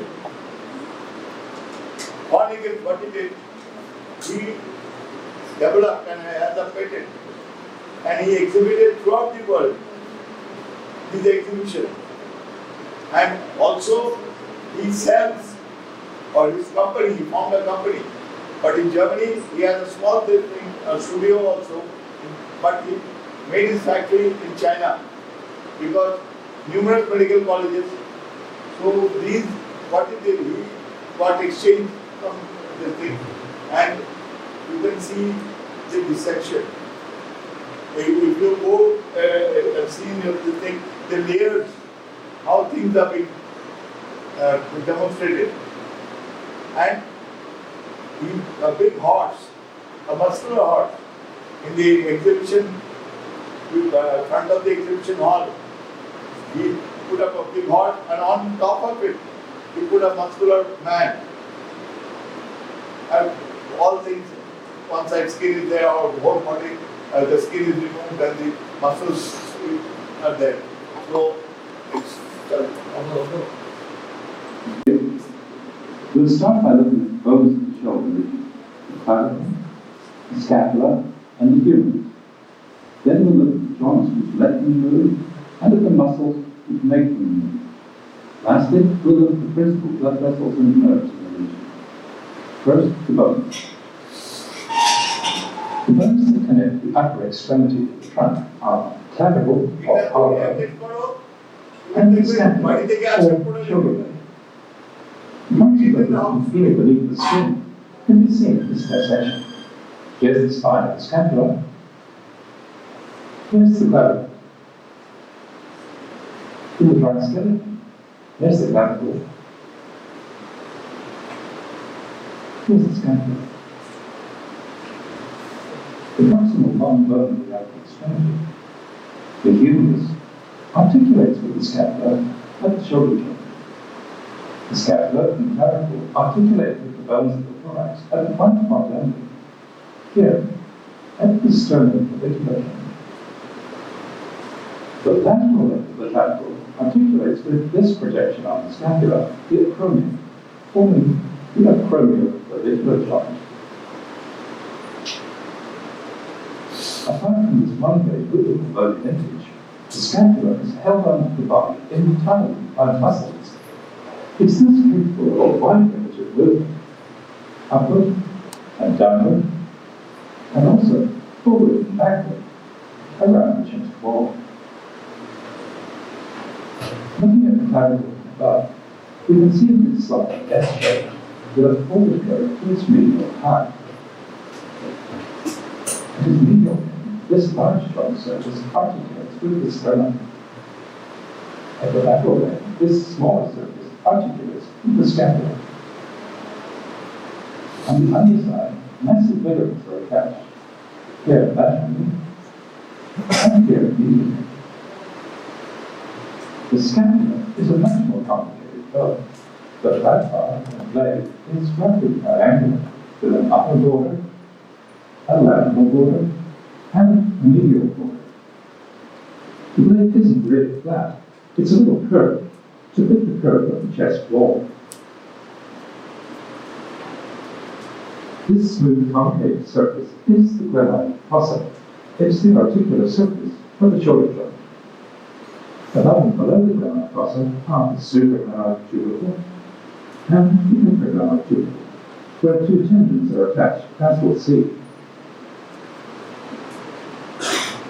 From the Dobie ridge, the spine of the scapula arises from the dorsal surface and divides it into the supraspinous fossa and the infraspinous fossa. At its lateral end, the spine gives rise to this flat angulated projection, the acromion, which stands completely clear of the bone. The clavicle articulates with the scapula here at the tip of the acromion. This other projection, looking like a bent finger, is the thoracic process. Here's how the clavicle with the scapula look in the living body. Replicating the shallow glenoid fossa, a room under a cartilage with glenoid paper makes the side of the shoulder joint both wider and deeper. This flat ligament, the coracoacromial ligament, joins the thoracoid process to the acromion. Here's the acromioclavicular joint. Two strong ligaments, the trapezoid in front and the conoid behind, fix the underside of the clavicle to the thoracoid process. There's clear movement of the acromioclavicular joint. As we've seen, the medial end of the clavicle articulates with the sternum at the sternoclavicular joint. Strong ligaments between the clavicle and the sternum, and between the clavicle and the underlying first rib, keep the two bones together, but permit an impressive range of motion. Up and down, and back and forward. Now let's see how the clavicle and the scapula move relative to the trunk. Upward movement of the scapula is called elevation. Downward movement is called depression. Forward movement around the trunk is called protraction. The opposite movement is retraction. This movement is called upward rotation. The opposite movement is downward rotation. In real life, these movements of the scapula are often combined. The range of motion of the scapula provides fully 1/3 the total range of motion of the humerus relative to the body, sometimes more. Without this movement of the scapula, we'd only be able to abduct our arm here. That's as far as the shoulder joint goes before bone hits bone. It's scapular movement that lets us get all the way to here. Now let's look at the shoulder joint. To understand the shoulder joint, let's get acquainted with the upper half of the humerus. This is the head of the humerus. The articular surface is kind of a sphere. On the anterior aspect is a ulnar groove, and it's the bicipital groove because the tendon of the long head of biceps runs in. At the proximal end of the groove are the mesotubercle and the greater tubercle. Because it's between two tubercles, the bicipital groove is also known as the intertubercular groove.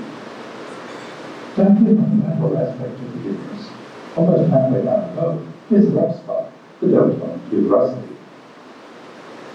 Here's the shoulder joint, also known as the glenohumeral joint. See all the ligaments and how they have been. This smooth tissue which encloses the joint is the joint capsule. The capsule doesn't hold the bones together. It's quite a weak structure. What it does is stimulate movement. The structures which hold the two bones together are muscles, as we'll see. Here's the tendon of one of those muscles. Let's look at the movements that can occur at the shoulder joint. Movement forward and upward is called flexion. Movement downward and backward is called extension. Movement away from the side of the body is abduction. The opposite movement is adduction. Rotation, which moves the front of the arm towards the body, is internal rotation. Rotation the other way is external rotation. Now that we've taken a look at bones, joints, and ligaments, let's spend about a minute reviewing what we've seen so far.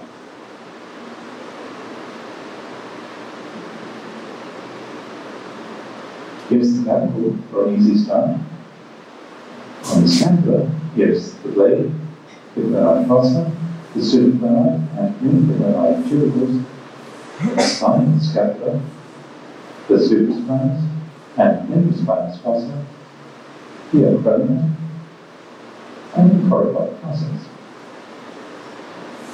Here's the proximal humerus with the head, the greater tubercle, and the lesser tubercle, the bicipital group, and the deltoid tuberosity. Here's the sternoclavicular joint, and here's the acromion-clavicular joint, with the femoral ligament and the phalangeal ligament. On the scapula, here's the glenoid labrum, and inferior bone. and the coracoid ligament.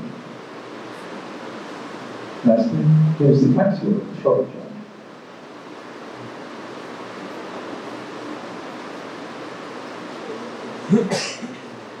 Now let's move on to the muscle. We'll build our understanding pretty much from the inside to the outside. First, we'll look at the deepest muscles, the ones that go from the scapula to the humerus. Then we'll look at the ones which go from the trunk to the scapula.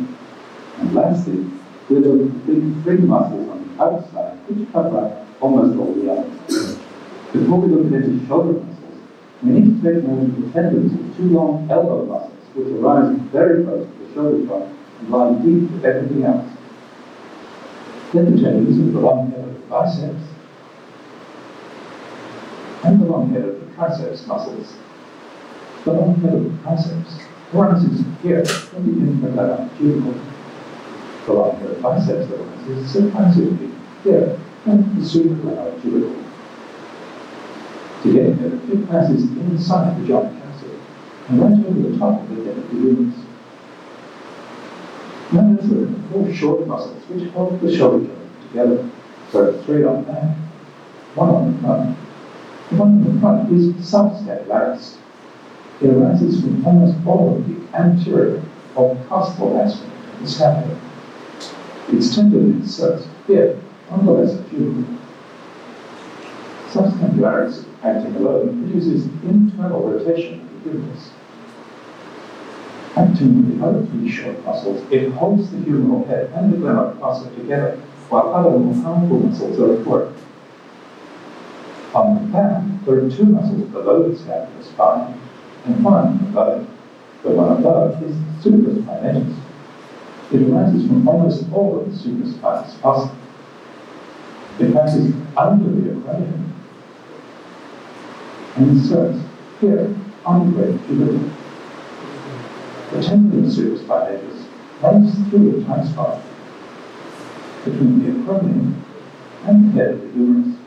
There's a synovial line pocket of dorsi here between it and the acromion. Supraspinatus initiates abduction of the humerus. The two muscles below the spine are interspinatus and pectorais minor. Between them they arise from almost all of the interspinous fossa. Interspinatus here, pectorais minor here. Interspinatus inserts here on the back of the great tubercle, pectorais minor just below it. Both these muscles produce external rotation of the humerus. These four short muscles, subscapularis, supraspinatus, infraspinatus, and pectorais minor, converge on the humerus to form an almost continuous cut of flat supported tendons, often referred to as the rotator cut.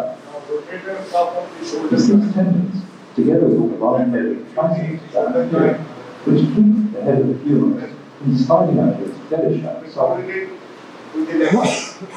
There are two other muscles to note that also run from the scapula to the humerus, one on the front and one on the back. Along the back is the teres major. It rises here from the lower lateral wall of the scapula and inserts here on the crest of the lesser tubercle. Teres major is quite powerful and adductor of the humerus. On the front, here's carpal brachialis. It arises from the carpal process. It inserts down here on the humerus. Carpal brachialis helps to flex the shoulder joint. Altogether, there are 7 muscles that go from the scapula to the humerus, and so far we've seen 6 of them.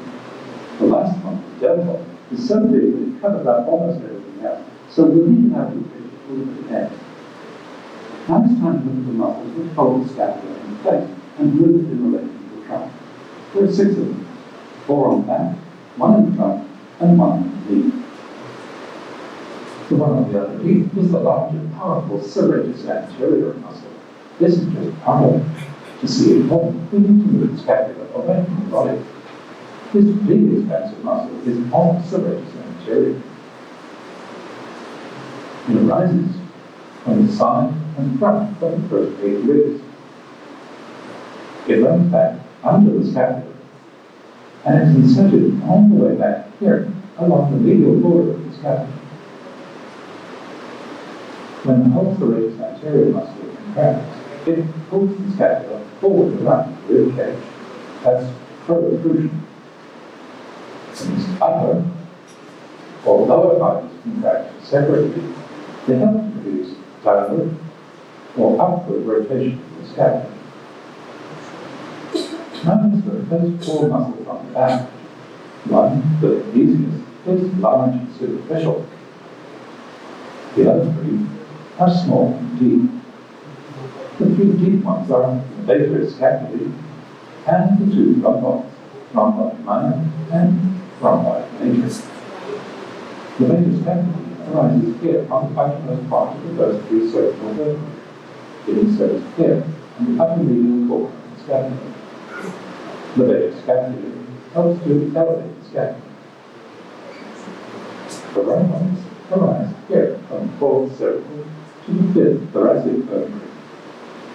They insert here along the medial border of the scapula.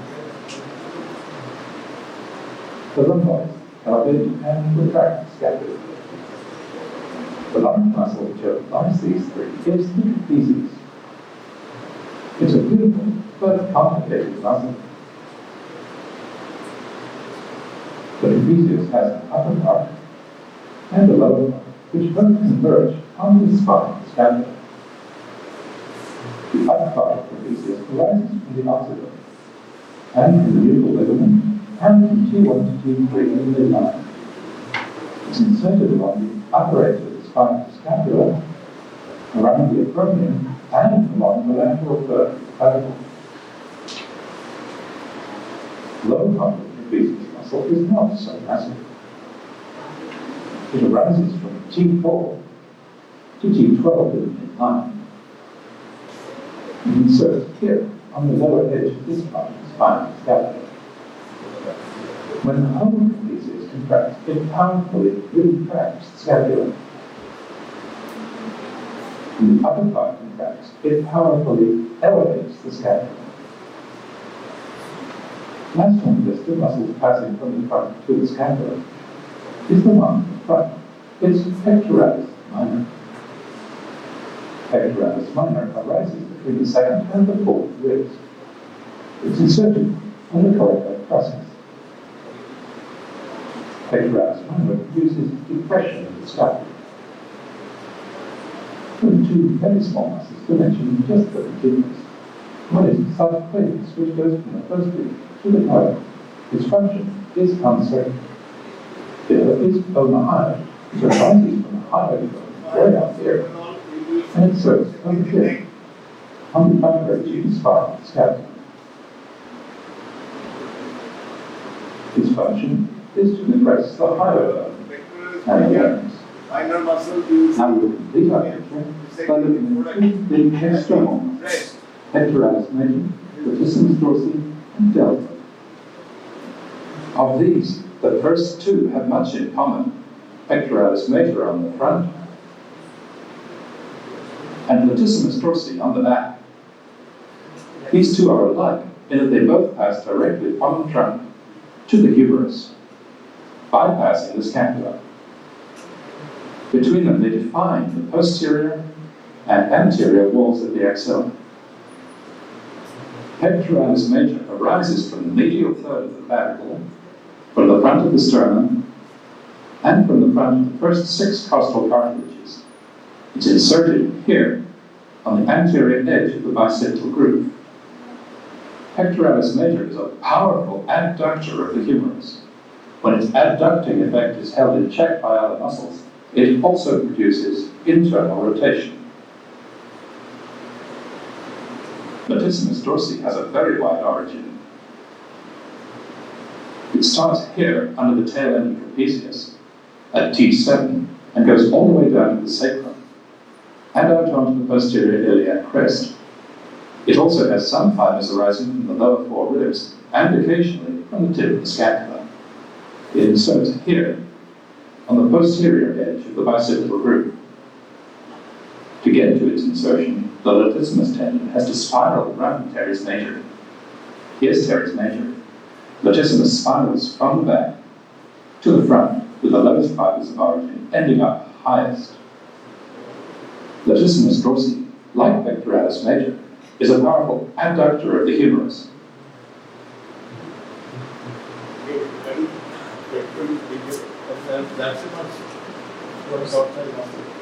Now, sometimes a portion of it is used for reconstruction of the breast. There will be one breast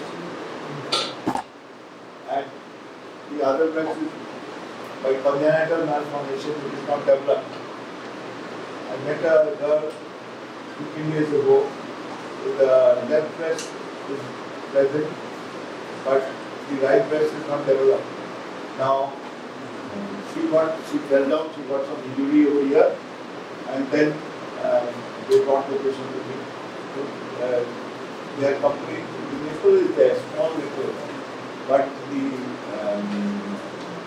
after an EMG and also clinically, the right-sided breast is not developed as the left side. So what will be the management?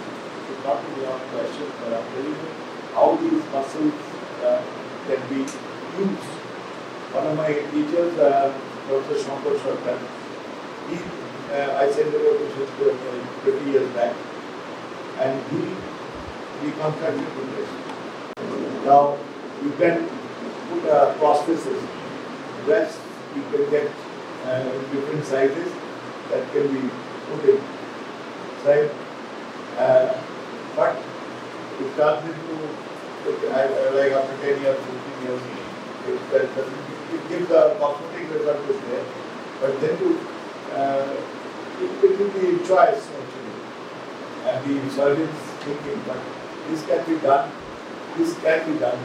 with a portion of the vaginal dorsal root rod anteriorly, and then you have the special reconstructive plastic surgery operation, you can develop the breast. And why is now the milk line, as the uterus is developing, the milk line develops.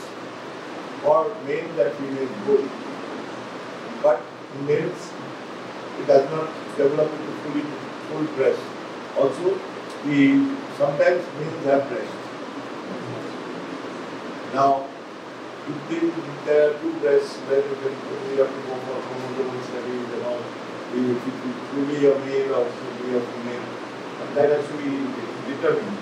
But now the milk line, it develops multiple small breasts. And slowly it goes out, vanishes and breasts are there. Female. Now, this is the thing that happens, and this can be reconstructive surgeries of the breast, and plastic surgery can be. So, just a break. Acting through the humerus, it's also a powerful depressor of the scapula, powerful enough to overcome the whole weight of the body, as in doing a push-up. Last of all, here's the deltoid muscle. It completely surrounds the shoulder joint, from the front to the back. It arises from the spine of the scapula, from the acromion, and from the lateral third of the clavicle. It's inserted here on the deltoid tuberosity of the humerus. The deltoid muscle has multiple functions. It's almost like three different muscles. Its anterior part is a powerful flexor. Its posterior part is a powerful extensor. And its lateral part is a powerful abductor. Now that we've seen all the muscles which act on the scapula and on the proximal humerus, let's review. If you want to test yourself, turn on the sound.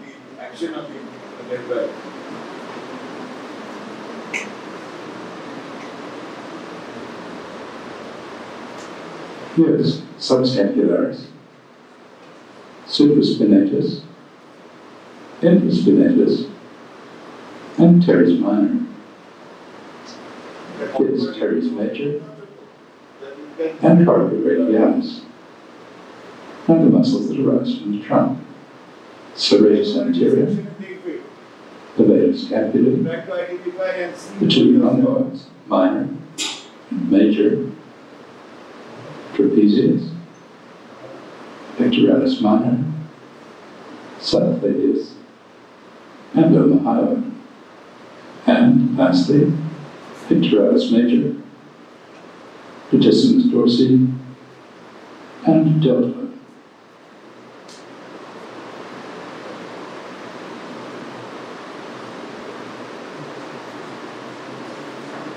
We've covered a lot of ground. I suggest you take a break before you watch the rest of the tape. Switch off for a while and start again in a few minutes.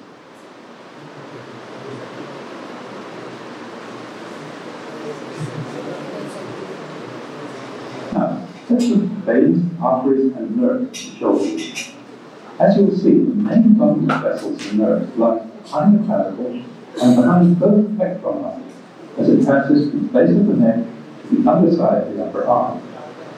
To understand how things are arranged up here, where the main vessels come up out of the chest and the main nerves emerge from the vertebral column, there are some key structures that we need to understand. The first rib, the cervical vertebrae, and the scapulae muscles.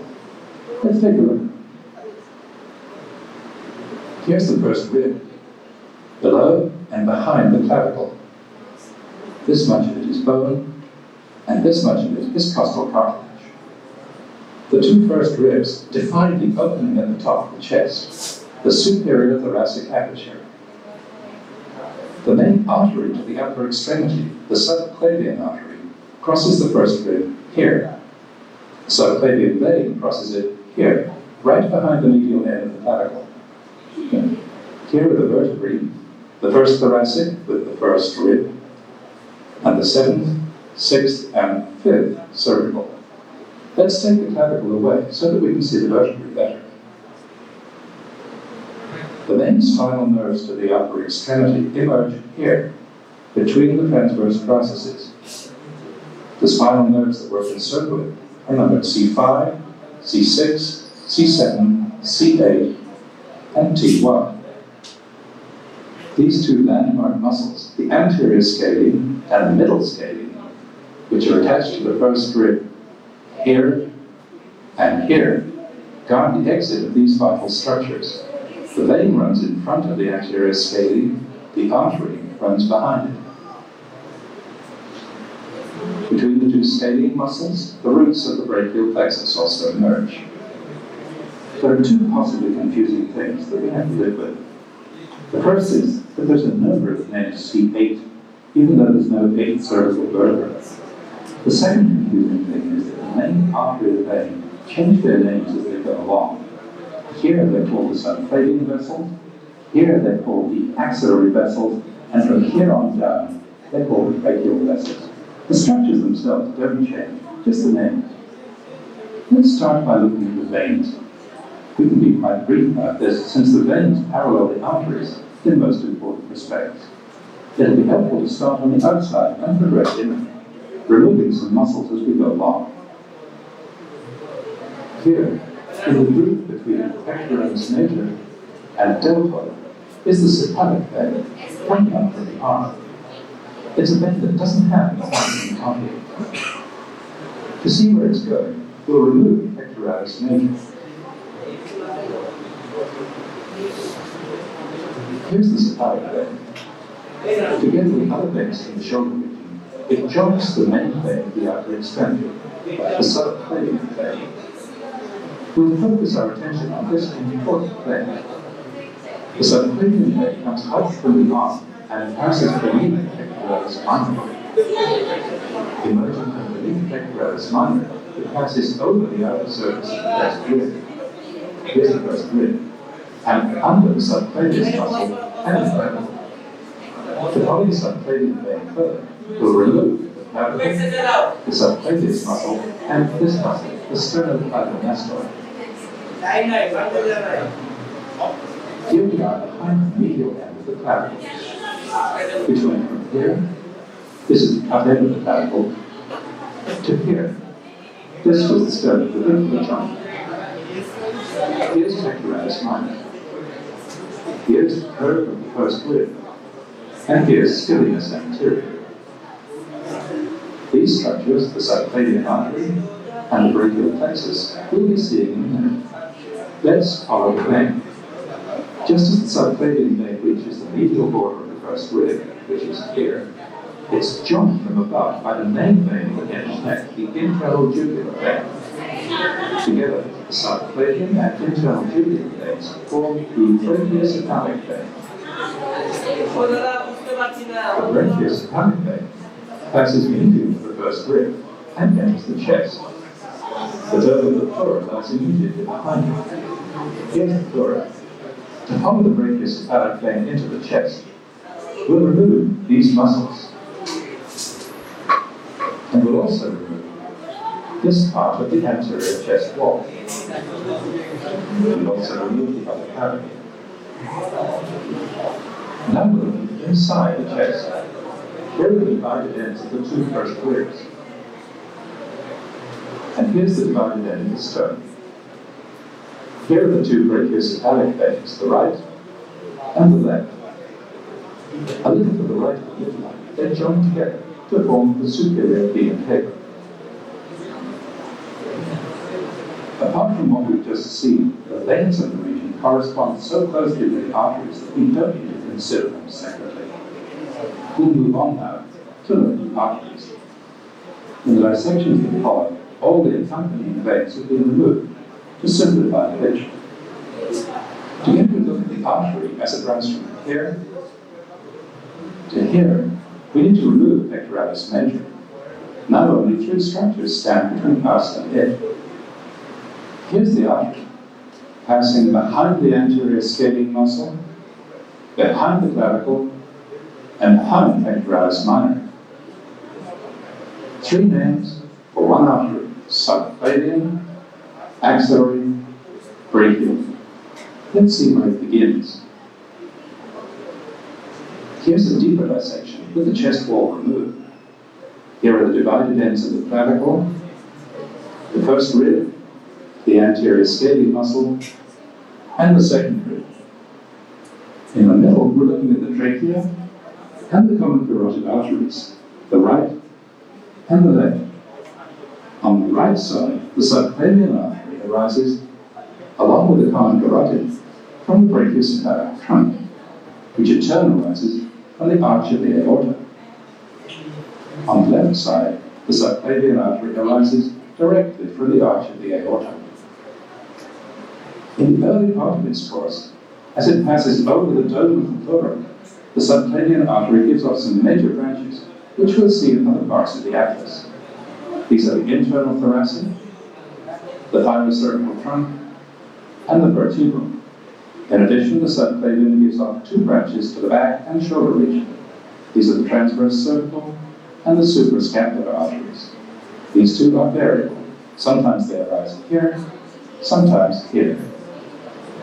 The main artery, now called the axillary, next gives off two branches behind pectoralis minor. They're the thoracocephalic and the laterothoracic arteries.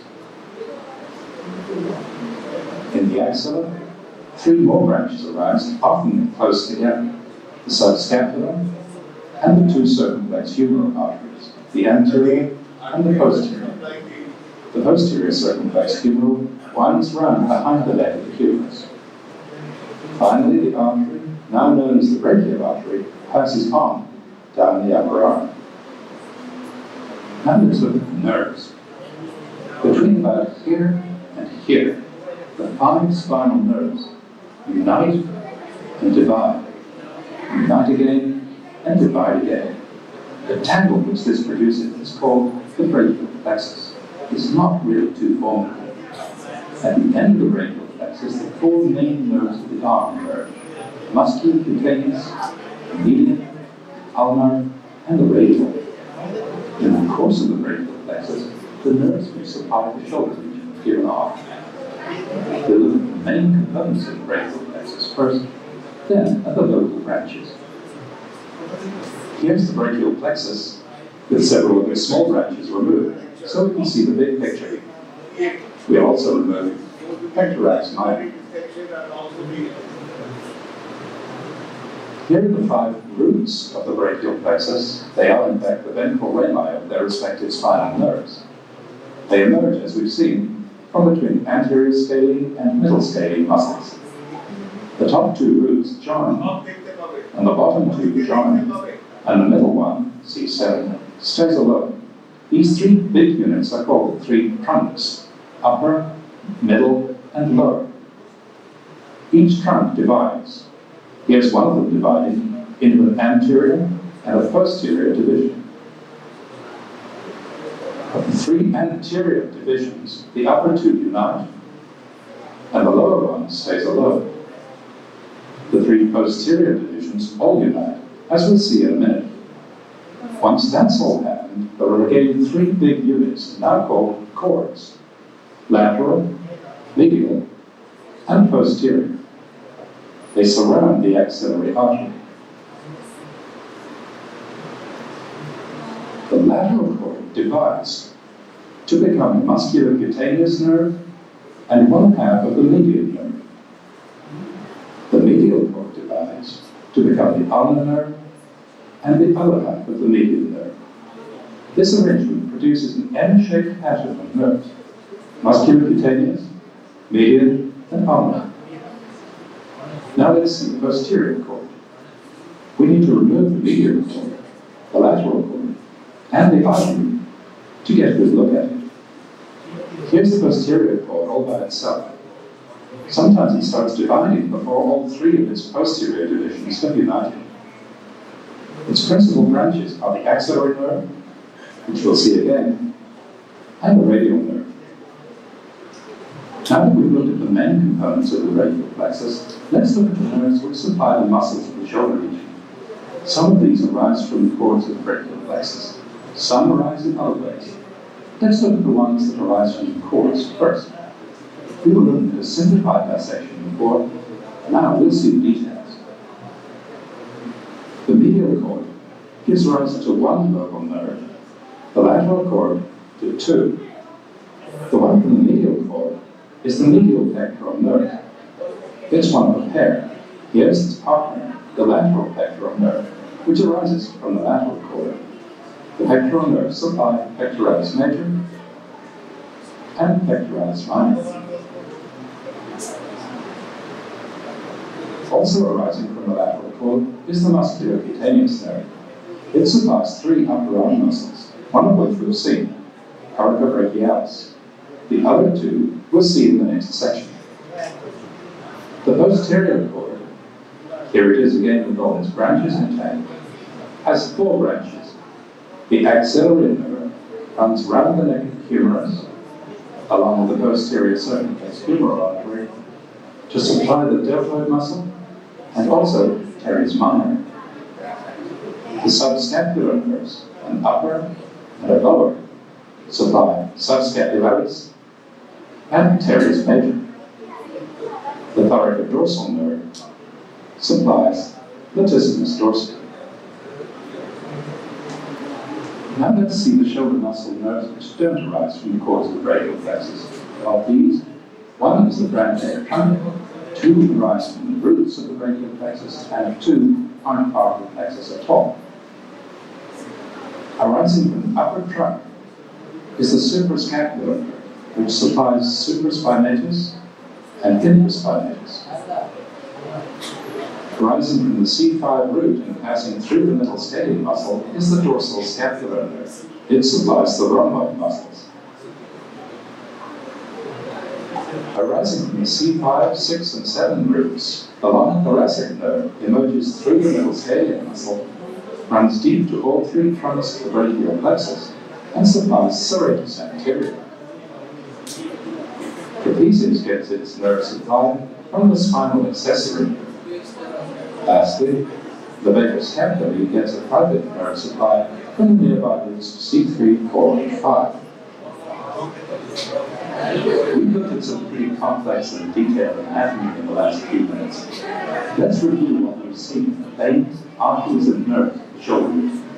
First, a few veins that we saw. Physically, subclavian, and brachiocephalic veins. Next, the arteries. The brachiocephalic trunk, subclavian artery, the axillary artery, the brachial artery, the transverse cervical, and suprascapular. Okay, today we are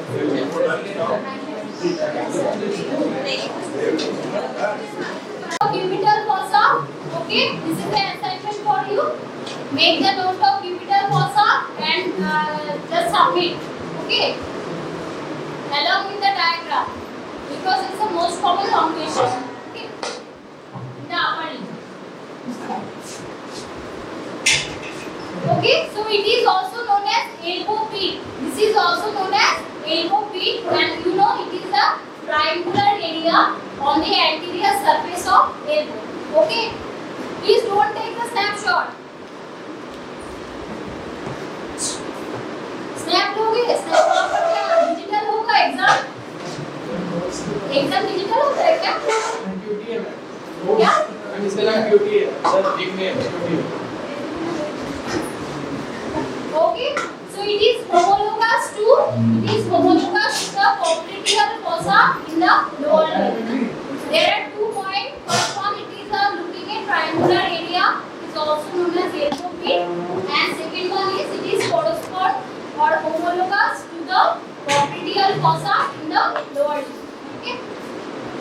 So see, this is the cubital fossa. So this is the tendon of biceps brachii main structure. This is the brachial artery, and you could see from the brachial artery, it is again bifurcating into medial. One is the ulnar artery, another one is the radial artery. Okay, and this nerve, that is the medial nerve. So tell me, what are the nerve you have seen on the arm? Anterior aspect of arm. Which are the nerve you have seen? Possible nerve. From medial to lateral, means from lateral to medial, which are the nerve you have seen on the arm?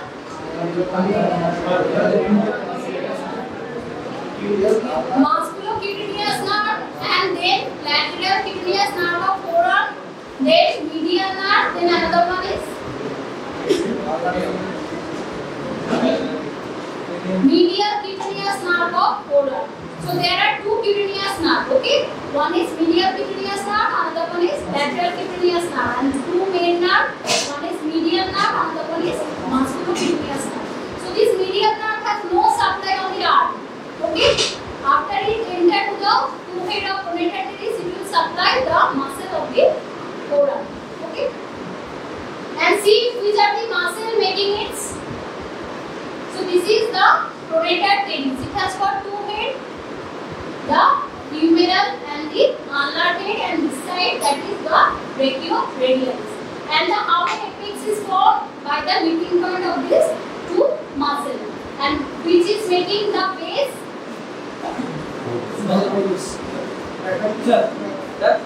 Base is formed by. You said about floor. I am saying base.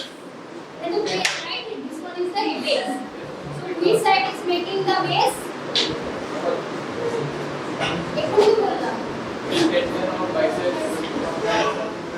The medial and lateral epicondyle of humerus, imaginary line between the medial and lateral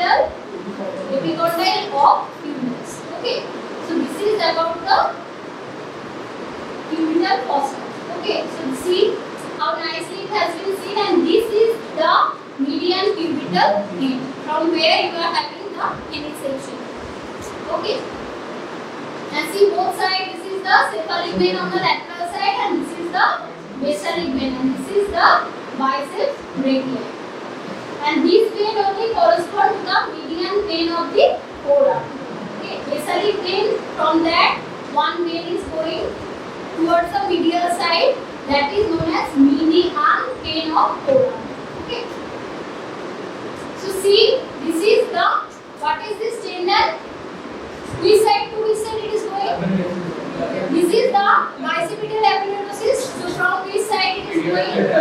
Medial to the lateral. Medial to lateral. Always remember. Lateral. Okay, you are saying from this side, but I am explaining from this side. You have to follow the tendon. Okay, tendon is going up to medial side. Okay, so then it is going towards the little finger. Always remember, towards the little finger, that means towards the ulna. Towards the ulna. This side is the ulna, right? Okay. So this is the bicipital epilotosis. So which structure would be above it? Only the medial cubital head. So you have to cut this bicipital epilotosis, then you could see all this structure. Okay. And which muscle is forming the floor? Floor of cubital fossa is formed by brachialis.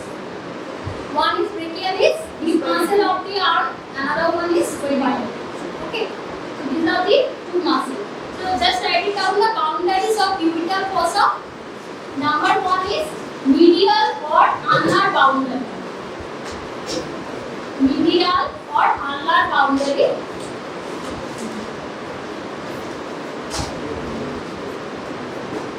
So here you have to write lateral border of pronator teres muscle. Lateral border of pronator teres muscle.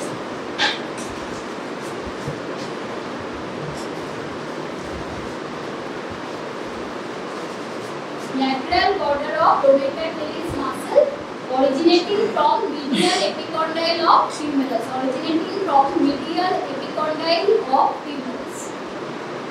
Okay.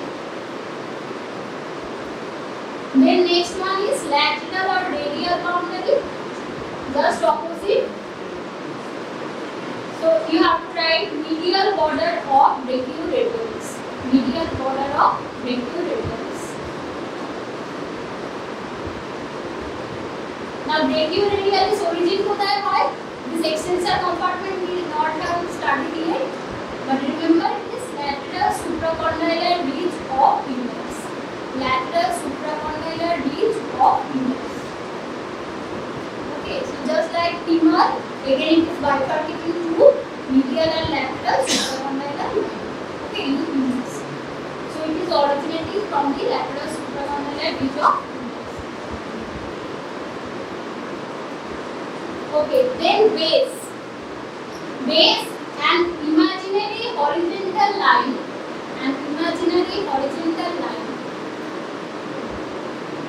which is connecting between the medial and lateral epicondyle of humerus. Medial and lateral epicondyle of humerus.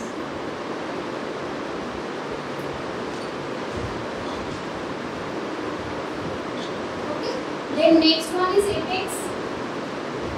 So apex is directed inferiorly. You have seen directed inferiorly, and it is formed by meeting point of pronator teres and brachioradialis.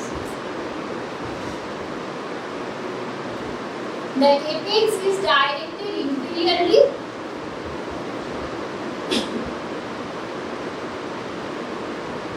And it is formed by meeting point of pronator teres and brachioradialis.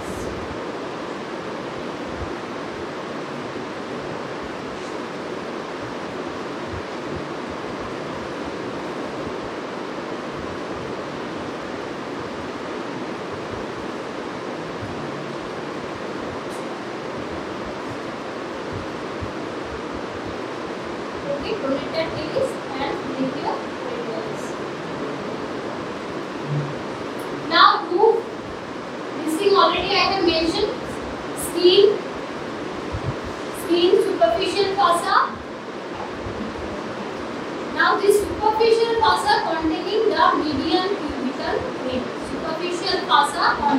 the median cubital vein.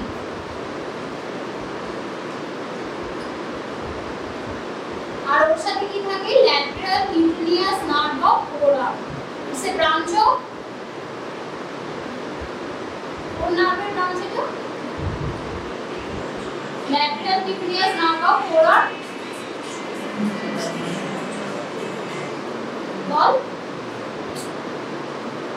musculocutaneous nerve. Okay, it's a direct branch of musculocutaneous nerve. The nerve itself says at first it will supply the muscle, then it will become cutaneous. Okay, so that is the lateral cutaneous nerve of forearm. Okay, then the medial cutaneous nerve of forearm. There are two cutaneous nerves that are going, medial and lateral cutaneous nerve of forearm.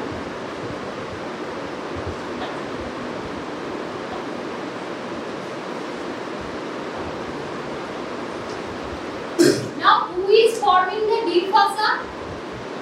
That is nothing but bicipital aponeurosis. Bicipital aponeurosis. So, it is sheet of tendon-like material that arises from tendon of biceps brachii. So, that is forming the deep fossa.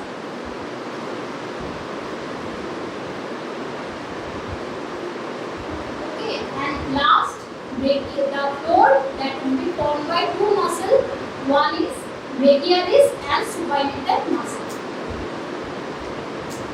So just like this cubital fossa, you have to study popliteal fossa and humeral triangle. Okay, that's because lower limb is already covered. These two things you have to study and adductor canal.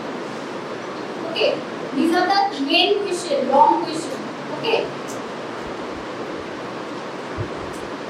Now, what are the contents? Content of the cubital fossa. Okay. So, these are better exposed after retracting the boundaries of fossa. So, you have to retract the pronator teres and brachioradialis. Then you will get all these muscles. Number 1, medial to lateral side. What will be the content? Median nerve, brachial artery. Tendon of biceps brachii and fourth one is radial nerve. Okay. So these are the content of the cubital fossa. And superficial veins you have to say that is known as median cubital vein, interphalangeal and brachial. These are the superficial content. Okay.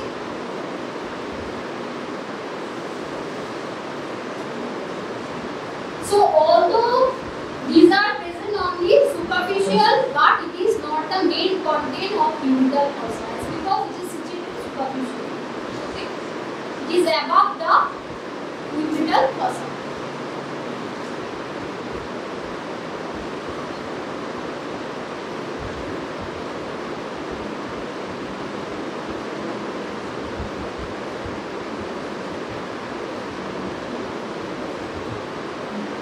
See how it will appear on the dissection. So they have parted. What is this? This is the biceps brachii muscle. Okay. From that,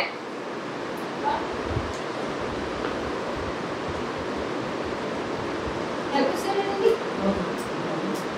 Okay. So see, they have parted the biceps brachii. So from that, these are the nerve and artery. These are the structures that are running. Okay. So one by one you have to mention at least the three main content. First one is median nerve. First content is median nerve. So you have seen it passes straight downwards. Okay. So while passing, it is passing the through head of pronator teres. It will supply the pronator teres. Okay. And then it leaves the cubital fossa between the humeral and ulnar head of pronator teres.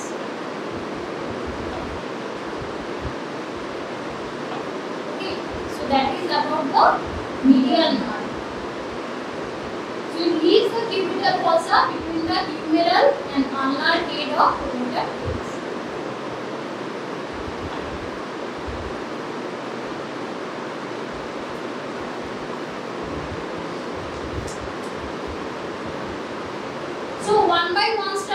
if you elaborate, it is nice. Okay, because maybe the question is for 10 or 12 marks, so you have to elaborate little bit about the contents. Okay. The next one is brachial artery. Okay, so if you have seen, it is central in position. Okay, and lies just medial to the tendon of biceps brachial. It lies just medial to the tendon of biceps brachial. And from where you could see the bifurcation, this point is important. Where you will see the bifurcation of brachial artery, it will be just opposite to the neck of radius. Neck of radius. Okay, so you have to trace the neck of radius. Just beside you are having radial and ulnar artery. Okay. The next structure is radial artery. So radial artery passes downwards and laterally, resting on the tendon of biceps and supinated pronated disc. Whatever muscle is there, definitely it will be resting above that. Okay. So number one muscle is biceps brachial, supinated and pronated disc. Okay. And where it appears at just the apex of cubital fossa. At the apex of cubital fossa. Okay, and while the fossa, this artery gives a branch to the radial recurrent artery. This thing I have already mentioned. Okay, so you have to mention what are the blood supply of elbow joint. Okay, so this is known as recurrent radial artery. There is a branch recurrent radial artery with anastomosis along with the arteria profunda brachial to give blood supply to the elbow. Okay. This is the brief about the radial artery. Okay. So see, there is another artery that is known as common intraosseous artery. Common intraosseous artery, which will be found in the intraosseous membrane. Okay. So that's it all about the cubital fossa. Rather than that, I told you two clinical anatomy. One is for Hoffman, you could write it down. Hoffman ischemic contracture. Number one is Hoffman ischemic contracture. Okay. So what is this? In case of middle supra, you are not writing. So in case of fracture of middle supracondylar line of humerus,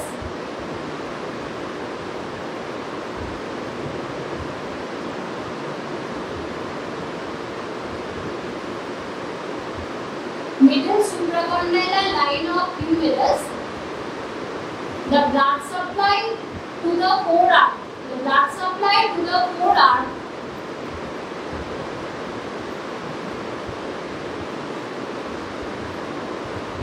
in bracket you write brachial artery.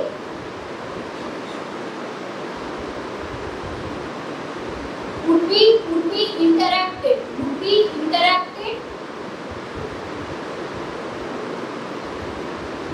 leading to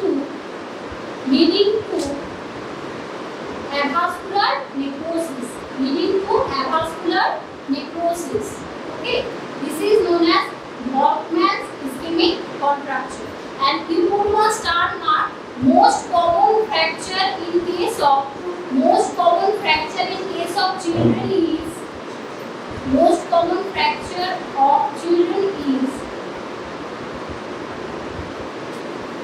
the middle supracondylar fracture of humerus. The middle supracondylar fracture of humerus.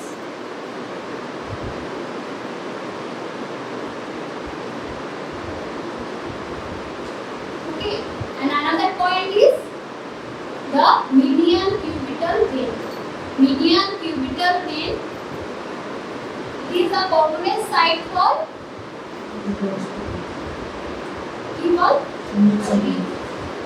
what? IV?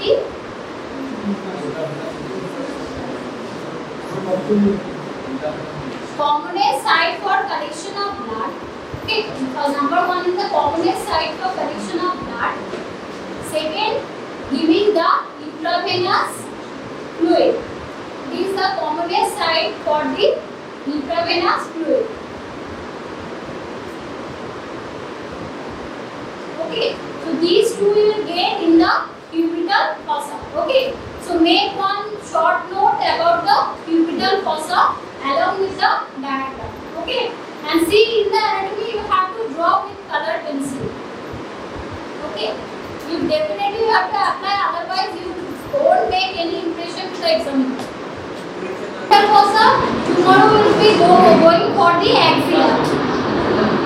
Okay, and if the humerus is not over, tomorrow we will do two lecture, one for the humerus, another is for axilla.